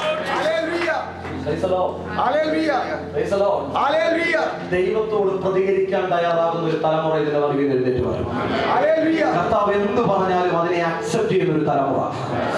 ഏത് അർദ്ധരാത്രി ദൈവം വിളിച്ചിട്ട് നടക്കാൻ പറഞ്ഞാൽ നടക്കുന്ന ഒരു തലമുറ, ഓടാൻ പറഞ്ഞാൽ ഓടുന്ന ഒരു തലമുറ, ആലയത്തിൽ പ്രാർത്ഥിക്കാൻ എഴുന്നേറ്റ് പോകാൻ പറഞ്ഞാൽ പ്രാർത്ഥിക്കുന്ന ഒരു തലമുറ, റൂം വിട്ട് പുറത്തു വരാൻ പറഞ്ഞാൽ അതനുസരിക്കുന്ന ഒരു തലമുറ, എന്ത് സ്വർഗം പറയുന്നു അതിന് പ്രതികരിക്കുന്ന ഒരു തലമുറ.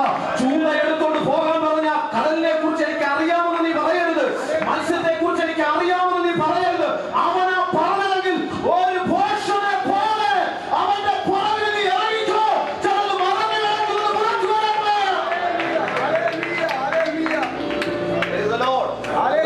എന്നോട് പരിശുദ്ധമ്മ വളരെ ശക്തമായി പറഞ്ഞു, ഉപവാസത്തിന്റെ അകത്ത് ചിലതിനോടൊക്കെ ദൈവം പോഷനെ പോലെ ഇടപെടും. അതിന് പ്രതികരിക്കാൻ നീ തയ്യാറാണെങ്കിൽ 40 ദിവസം ഉപവാസം തീരുമ്പോൾ ചിലത് മറഞ്ഞു കിടക്കുന്നത് തോന്നും. വളരെ ശക്തമായ ആത്മാവിൽ ദൂത് വിളിച്ചു പറയുന്നു, പ്രതികരിക്കുന്ന ചിലത് സ്റ്റെപ്പ് വെക്കുമ്പോ അടിത്തട്ടിൽ കിടക്കുന്ന ചിലത് മുകളിലേക്ക് വരാൻ പോകുന്നു. ഈ രാത്രി നിങ്ങൾ വിശ്വസിച്ചോ, നീ പോഷകത്തിന്റെ ഒരു സ്റ്റെപ്പ് വെക്കുമ്പോ ദൈവം തന്നെ ജ്ഞാനത്തിന്റെ 4 സ്റ്റെപ്പ് നിനക്ക് വേണ്ടി വെക്കും.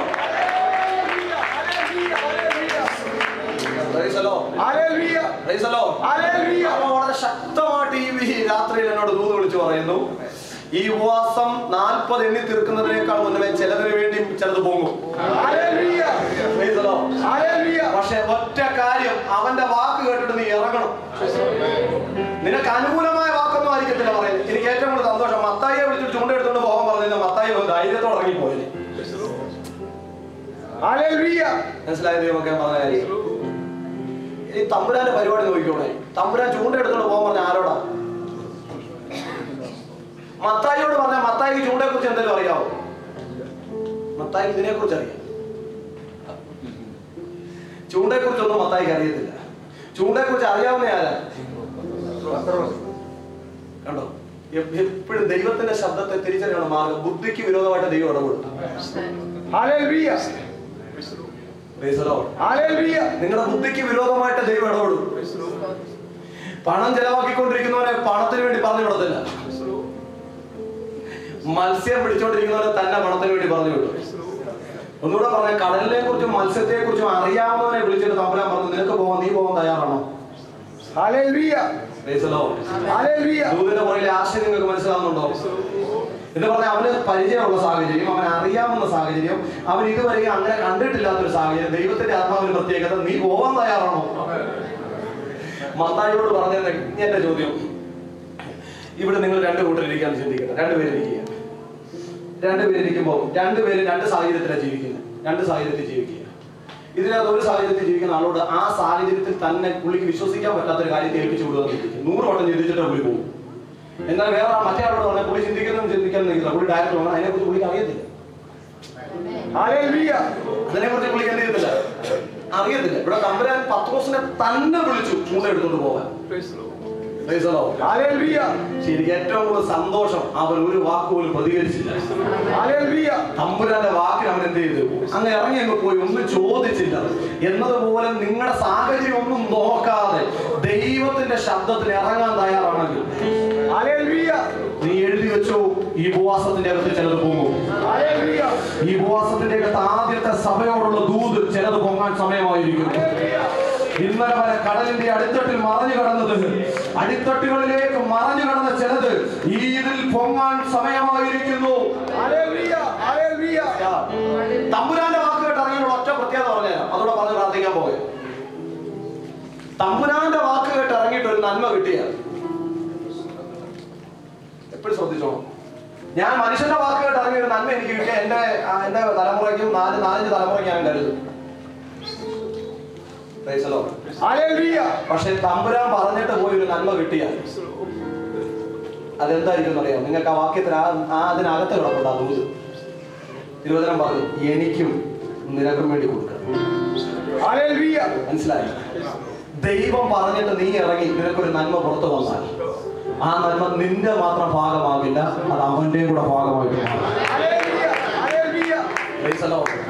തമ്പുരാൻ പറഞ്ഞിട്ടാ നീ ഇറങ്ങി തിരിച്ചത്, അവിടെ നിനക്കൊരു നന്മ ലഭിച്ചിട്ടുണ്ടെങ്കിൽ അത് നിന്റെ മാത്രം ഭാഗമാകരുത്, അത് ദൈവത്തിന്റെ കൂടെ ഭാഗമായി മാറിക്കോളും. തമ്പുരാനാ നിന്നോട് പറഞ്ഞത് ഇറങ്ങാൻ, തമ്പുരാനാ നിനക്കത് തന്നതെങ്കിൽ അത് നിന്റെ മാത്രം ഭാഗമല്ല, ദൈവത്തിന്റെ കൂടെ ഭാഗമാണ്. അത് പിടിച്ചു വെക്കാൻ നീ ശ്രമിക്കരുത്. കൊടുത്തേക്കണം. കൊടുത്തേക്കണം. അത് കൊടുക്കുമ്പോൾ ഇങ്ങനെ വർദ്ധിച്ചുകൊണ്ടിരിക്കും. എന്ത് ദൈവം പറയുന്നു അതിന് പ്രതികരിക്കുന്നവരായിട്ട് നമ്മൾ എന്ത് ചെയ്യണം? ഈ ഉപവാസത്തിന്റെ അകത്ത് ദൈവം നിങ്ങളോട് പറയാം, രാത്രി ഇറങ്ങി നടക്കാൻ പറഞ്ഞാൽ നടന്നോ.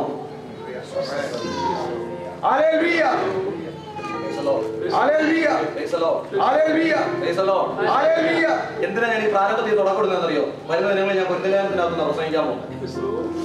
എനിക്ക് പ്രതികരിക്കുന്ന ചിലതിനെ വേണമില്ല. കാൽവരിക്കകത്ത് കൈമാറ്റങ്ങൾ പറയുമ്പോൾ നിങ്ങൾക്ക് ചിലപ്പോൾ ഇതൊക്കെ ഇങ്ങനെയൊക്കെ സംഭവിക്കുമെന്ന് തോന്നും. പക്ഷെ അത് സംഭവിക്കണമെങ്കിൽ ഇങ്ങനെ ചിലത് വേണമില്ല. രണ്ടുപേരും എഴുന്നേറ്റാൽ മതി, ബാക്കി ദൈവം ചെയ്തു. തമ്പുരാൻ ഈ രാത്രി നിങ്ങളോട് പറയാമോ, ഈ രാത്രി നീ ഉറങ്ങണ്ട, എഴുന്നേറ്റിരിക്കാൻ പറഞ്ഞാൽ ഇരുന്നേക്കണം. നാളെ തമ്പുരാൻ പറയാം, ആരും ജോലിക്ക് പോകണ്ട, നമ്മുടെ പോകരുത്, കമ്പനിയിൽ പിരിച്ചുവിടുമെന്നുള്ള ചിന്ത നീ പേടിക്കണ്ട. കഴിഞ്ഞ ദിവസം ബാംഗ്ലൂരിൽ തന്നെ അങ്കിൾ വിളിച്ച് പ്രാർത്ഥിക്കാൻ വേണ്ടി വിളിച്ചാ. ഫോണിൽ കൂടെ പ്രാർത്ഥിച്ചു. തമ്പുരാൻ എന്നോട് പറഞ്ഞു ബാംഗ്ലൂർ വിട്ടേക്കാൻ പറഞ്ഞു. പുള്ളി എന്നോട് പറഞ്ഞു, ഭാഷ എന്തോ ആലോചിച്ചിട്ടാ പറയുന്നത് ചോദിച്ചു. എനിക്ക് 2 പെമ്മക്കളാവുള്ളതെന്ന് പറഞ്ഞു. ഞാൻ പറഞ്ഞ പെമ്മക്കളായിക്കോട്ടെ ചേട്ടാ, ദൈവത്തിന്റെ ആത്മാവ് എന്നോട് പറഞ്ഞു ബാംഗ്ലൂർ ഇവിടെ. എന്നോട് പറഞ്ഞു, ഭാഷ എനിക്ക് ഇപ്പൊ 2.5 ലക്ഷം രൂപ ബാംഗ്ലൂർ സാലറി ഉണ്ട്. ഞാൻ പറഞ്ഞ 2 ലക്ഷമോ 3 ലക്ഷം അതെനിക്കറിയില്ല. ദൈവത്തിന്റെ ആത്മാവ് എന്നോട് പറഞ്ഞു ബാംഗ്ലൂരിലെ സമയം കഴിഞ്ഞു. ഈ മനുഷ്യൻ എന്താണെന്നറിയത്തില്ല, പോഷനെ പോലെ എന്റെ വാക്ക് കേട്ട് ബാംഗ്ലൂരൊക്കെ വിട്ട് വീട്ടിൽ വന്നിരിക്കും. 1 മാസമായി, 1.5 മാസമായി. എനിക്ക് തോന്നി പുള്ളി എന്നെ വെട്ടിക്കൊല്ലാനുള്ള വാശിയായി പുള്ളിക്ക്. പരിപാടികളൊന്നും നടക്കുന്നില്ല. പക്ഷെ 2 മാസം കഴിഞ്ഞപ്പോൾ തിരുവനന്തപുരത്ത് എൻഫോഴ്സ് എന്ന് പറഞ്ഞ കമ്പനി പുള്ളിയെ തിരിച്ചു വിളിച്ചു. അവിടെ ചെന്ന് കഴിഞ്ഞപ്പോൾ പുള്ളിക്ക് 6 ലക്ഷം രൂപ സാലറി. അതുകൊണ്ട് നാളെ നിന്നോട് ദൈവം ജോലിക്ക് പോകണ്ടെന്ന് പറഞ്ഞാൽ നീ പോകണ്ട. ഇവിടെ വരുമ്പോഴാ പ്രോബ്ലം വരും. ഇവിടെ വരുമ്പോൾ നമുക്ക് പ്രശ്നം വരും. പക്ഷെ ദൈവമാ പറയുന്നതെങ്കിൽ നീ പോകണ്ട. അതിന്റെ പുറകിൽ ദൈവത്തിന് നിന്നെ കരുതാൻ ഒരു വഴിയിലേക്ക്. എത്ര പേര് രാത്രി വിശ്വസിക്കുന്നുണ്ട്? ഇന്നലെ വരെ ചരിത്രം അങ്ങനെ ഇല്ലായിരിക്കാം, പക്ഷെ ഇന്ന് നീ ഒരു ചരിത്രം ഒന്ന് സ്ഥാപിച്ചെടുക്ക്. നീ ചിലത് ഉണ്ടാക്കിയെടുക്ക്. ജോലിക്ക് പോവാതെ വീട്ടിലിരുന്നാലും ദൈവം നടത്തുമെന്ന് ഇന്നലെ വരെ ആർക്കും അറിയുന്നില്ല. നീ അത് കാണിച്ചു കൊടുക്കും മാതൃകയായിട്ട്. പരിശുദ്ധാത്മാവ് എന്നോട് വളരെ ശക്തമായി പറയുന്നു, ഈ ഉപവാസം തീരുന്നതിനേക്കാൾ മുന്നേ ചിലതിന്റെയൊക്കെ ജോലിക്ക് പോലും ദൈവം മാറ്റം വരുത്താൻ പോകുകയാണ്. നിങ്ങൾ വിശ്വസിക്കാൻ തയ്യാറാണെങ്കിൽ അടഞ്ഞുപോയ ചില വഴികൾ ചിലതിനു വേണ്ടി ദൈവം തുറക്കാൻ പോകുകയാണ്. ചില വലിയ വാതിലുകൾ ദൈവം ചിലതിനു വേണ്ടി തുറക്കാൻ പോകുകയാണ്. ഒരു നിമിഷം എല്ലാവരും ദൈവത്തിന്റെ സ്ഥലം എഴുന്നേറ്റിരിക്കാൻ തയ്യാറാകട്ടെ. എല്ലാവരും എഴുന്നേറ്റിരുന്നു. ഇന്നലെ വരെ കാനാവിലെ കല്യാണ വീട്ടിൽ അല്ലെങ്കിൽ ഇന്നലെ വരെ ഒരു അത്ഭുതവും അവൻ ചെയ്യാതെ നിൽക്കുമ്പോഴും, ഈ സെക്കൻഡ് വരെ നിന്റെ ജീവിതത്തിൽ ഒരു വിടുതലും അവൻ ചെയ്യാതിരിക്കുമ്പോഴും, ഈ സെക്കൻഡിൽ അവൻ വെള്ളം കോരാൻ പറഞ്ഞാൽ നീ വെള്ളം കോരാൻ തയ്യാറാണെങ്കിൽ ഇന്നൊരു വിടുതൽ അവൻ ചെയ്യും.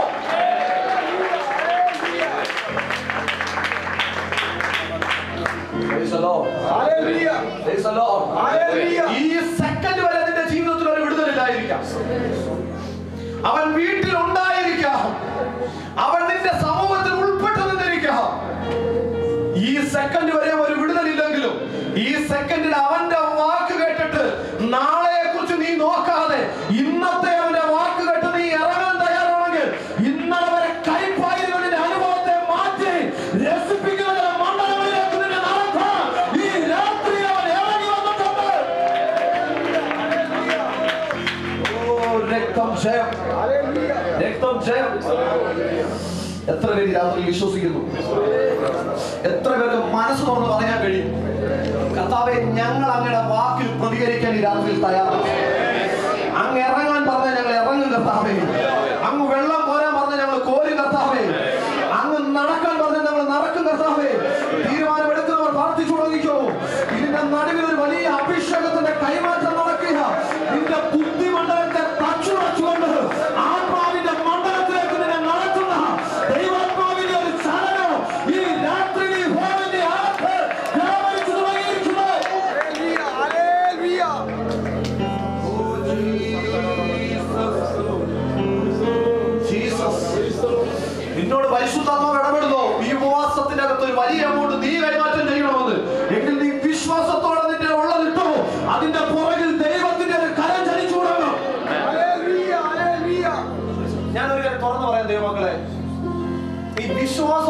പറയുന്നത് ഒരു പോഷത്തോ.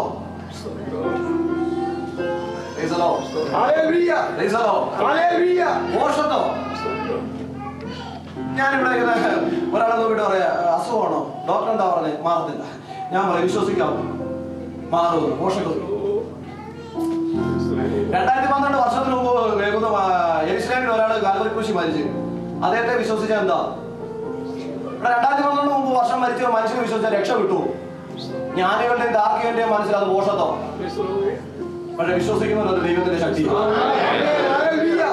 ഹലോ ഹലോ, ഈ രാത്രിയിൽ ദൈവത്തിന് വേണം പ്രതികരിക്കുന്ന ചിലതിന് ഇതിനകത്തും ദൈവത്തിന് വേണം. സ്റ്റാറ്റസ് നോക്കി പ്രതികരിക്കുന്നവനല്ല, സാഹചര്യം നോക്കി പ്രതികരിക്കുന്നവനല്ല, കുടുംബക്കാരെല്ലാം അനുകൂലമാകുമ്പോൾ വെള്ളം കോരാൻ ഇറങ്ങുന്നവനല്ല, അവനൊരു അത്ഭുതം ചെയ്തിട്ട് വെള്ളം കോരാൻ ഇറങ്ങുന്നവരല്ല അവന് വേണ്ടത്.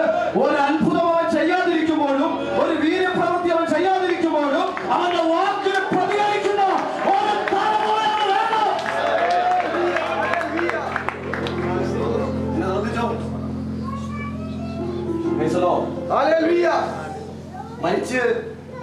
മരിച്ച സെക്കൻഡിൽ വീട്ടിൽ വന്നിട്ട് പറയുന്ന യേശുവല്ല. 3 ദിവസം കഴിഞ്ഞ് നാറ്റം വെച്ചിട്ട് ലോകം മുഴുവൻ പറഞ്ഞ് നടക്കില്ല പരിപാടി. നാറ്റം വെച്ചു. ഈ ഭയങ്കര, ഞാൻ വേറെ ദിവസം ഓരോ കാര്യങ്ങൾ ഇങ്ങനെ കാണുന്നത്. ലോകം മുഴുവൻ പറഞ്ഞ് നാറ്റം വെച്ചു, കാരണം തീരാറായി. പക്ഷെ യേശു വന്നിട്ട് പറഞ്ഞു കല്ലൊന്ന് മാറ്റാവും. എന്റെ ചിന്ത, കർത്താവേ, നാറ്റം വെച്ചവന്റെ കല്ലറയുടെ മുമ്പിൽ കല്ല് മാറ്റാൻ എത്ര പേര് അവിടെ എഴുന്നേറ്റ് കാണും? ആ എഴുന്നേറ്റവരെ നോക്കി ഞാൻ പറഞ്ഞു, മക്കളെ, നിങ്ങളുടെ ആ തയ്യാറെടുപ്പിൽ ഇവിടെ ഒരു അത്ഭുതം നടന്നത്. ഹലോ, ഈ രാത്രി പരിശുദ്ധമാവ് ആരോടൊക്കെയോ പറയുന്നു, ലോകം മുഴുവൻ വിധി എഴുതി കാണുക നടക്കില്ലെന്ന്. ഇതുവരെയും നിന്റെ ജീവിതത്തിൽ പറയത്തക്ക അത്ഭുതം നടന്നിട്ടുമില്ലായിരിക്കാം. പക്ഷെ ഈ രാത്രിയിൽ ആത്മാവ് പറയുന്നു, പ്രതികരിക്കാൻ നീ തയ്യാറാണോ? ചില കെട്ടുകളി രാത്രിയിൽ അഴിയാൻ പോയാ, ചില കല്ലുകളി രാത്രിയിൽ നീങ്ങാൻ പോയാ, ചില മരണം ഈ രാത്രിയിൽ ഒഴിവാക്കാൻ പോയാ.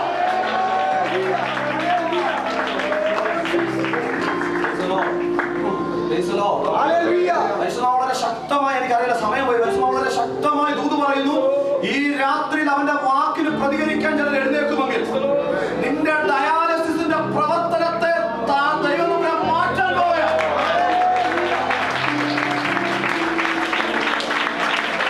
ഈ രാത്രി ഇതിനകത്ത് രോഗികളുടെ വിശ്വസിച്ചോ?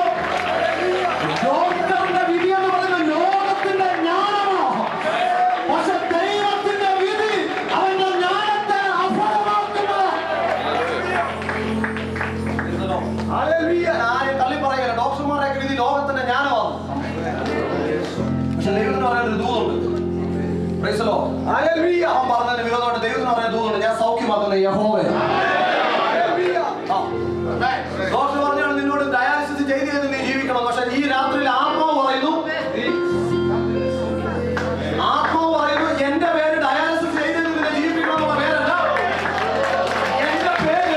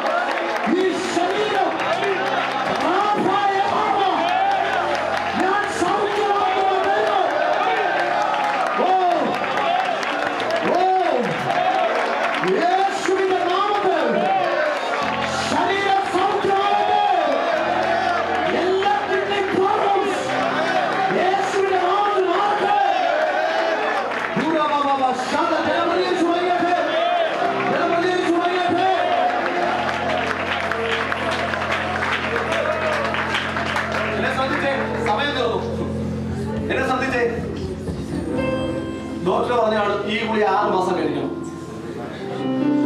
പക്ഷെ ഇവിടെ പ്രസംഗിക്കുന്ന എനിക്ക് പറയാനുള്ള ദൂതുണ്ട്, ഞാൻ സൗഖ്യമാകുന്ന യഹോവേ.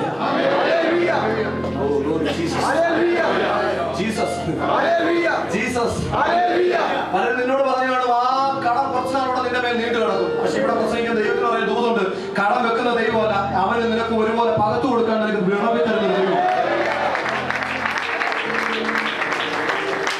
ഈ രാത്രി എത്ര പേര് വിശ്വസിക്കും? എത്ര പേര് രാത്രിയിൽ വിശ്വസിക്കുന്നു. സകല വിധികളെ മാറ്റിയിടുന്ന ദൈവത്തിന്റെ ആത്മാവിന്റെ നടുവിൽ ഇറങ്ങി വന്നു.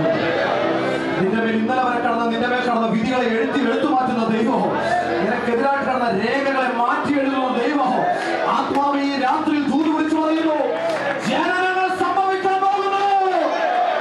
ഇതിന്റെ അകത്ത് ജനനങ്ങൾ സംഭവിക്കാൻ പോകുന്നു.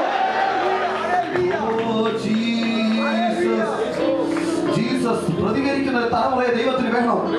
ഈ പ്രതികരണ ശേഷിയോടെ വേണം തുടർമാനമുള്ള ദിവസങ്ങൾ നിങ്ങൾ ദൈവത്തിനെ കേൾക്കാനായിട്ട് വരാം.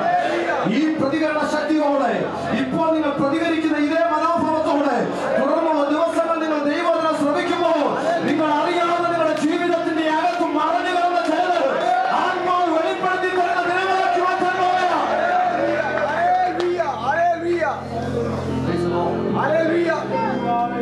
ഞാൻ നിങ്ങളുടെ മുമ്പിൽ ഒരു പോഷനായിട്ടാണ് നിൽക്കുന്നത്. കാരണം ബാക്കി എടുക്കാതെ പ്രസംഗിച്ചു, ഓർഡറില്ലാതെ പ്രസംഗിച്ചു, എന്തൊക്കെയോ പറഞ്ഞു.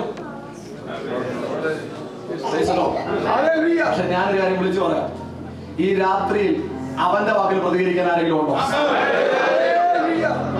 അവന്റെ വാക്കിൽ പ്രതികരിക്കാൻ ആരെങ്കിലും ഉണ്ടോ? എന്നെ പരിശ്രമം വളരെ ശക്തമായി കാണിക്കുന്നു. തലമുറ സംബന്ധമായ വിഷയത്തിൽ ഭാരപ്പെടുന്ന ആരൊക്കെയോ രക്തം ജയം, രക്തം ജയം. ഈ രാത്രിയിൽ ആത്മാവ് പറയുന്നു, നീ പ്രതികരിക്കാൻ തയ്യാറാണോ? നീ പക്ഷെ മണ്ടനാന്ന് ലോകം നിന്നെ വിളിച്ചു പറയും. ഈ സെക്കൻഡ് വരെ നിന്റെ ജീവിതത്തിൽ വിടുതൽ നടന്നിട്ടില്ലായിരിക്കാം. പക്ഷേ ഈ രാത്രിയിൽ അവന്റെ വാക്കിൽ നീ പ്രതികരിക്കാൻ തയ്യാറാണെങ്കിൽ ഈ സെക്കൻഡിൽ നിന്റെ അകത്ത് ഒരു ജനനത്തെ ഉളവാക്കാൻ, ഇല്ലാത്തതിനെ ഉള്ളതുപോലെ വിളിച്ചു വരുത്താൻ.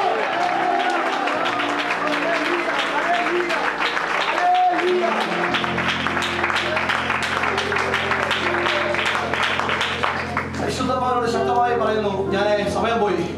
ആ മഞ്ഞ പച്ച ഷാളിട്ട ആ സിസ്റ്ററിനോട് ദൈവത്തിന്റെ ആത്മാവ് ദൂത് പറയുന്നു, നീ രാത്രിയിൽ വിശ്വസിച്ചു. ആത്മാവ് നിന്നോട് ദൂത് പറയുന്നു, ഇന്നലെ വരെ ഒന്നും സംഭവിച്ചിട്ടില്ല.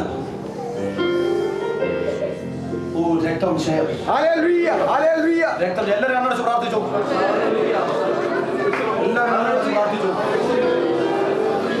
ഇന്നലെ വരെ ഒന്നും സംഭവിച്ചിട്ടില്ലായിരിക്കാം. ഇവിടെ കൊണ്ട് നിർത്തി, ഇവിടെ കൊണ്ട് മതി എന്ന് നീ ചിന്തിക്കാതിരിക്കാം. പക്ഷെ പരിശുദ്ധാത്മാവ് ഈ രാത്രിയിൽ പറയുന്നു, ചിലത് തുടങ്ങാൻ ആത്മാവിന്റെ ഒരു നിയോഗത്തിന്റെ മേൽ വീഴുക.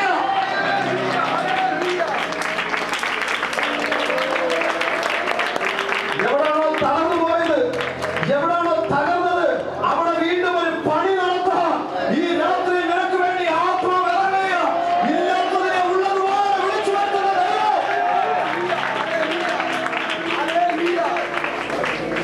ഈ രാത്രിയിൽ അവരെ പ്രതികരിക്കുന്നവരെ വേണം.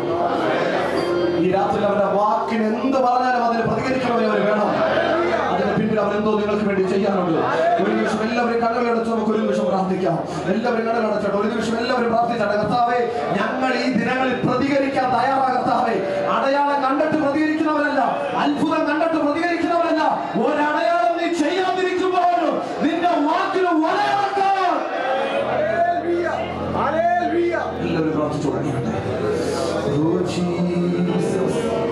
പരിശുദ്ധമ വളരെ ശക്തമായിട്ട് എന്നോട് പറയുന്നു, ഈ ഉപവാസത്തിന്റെ നടുവിൽ ചില പ്രതികരിക്കുന്ന തലമുറ എഴുന്നേൽക്കും. അവർക്ക് വേണ്ടി കടലിന്റെ അടിത്തട്ടിൽ മറഞ്ഞു കിടക്കുന്ന ചിലത് വെളിപ്പെട്ടു വരും. അത് നിനക്കും ദൈവത്തിനും ഭാഗമാകത്തക്ക നിലവാരം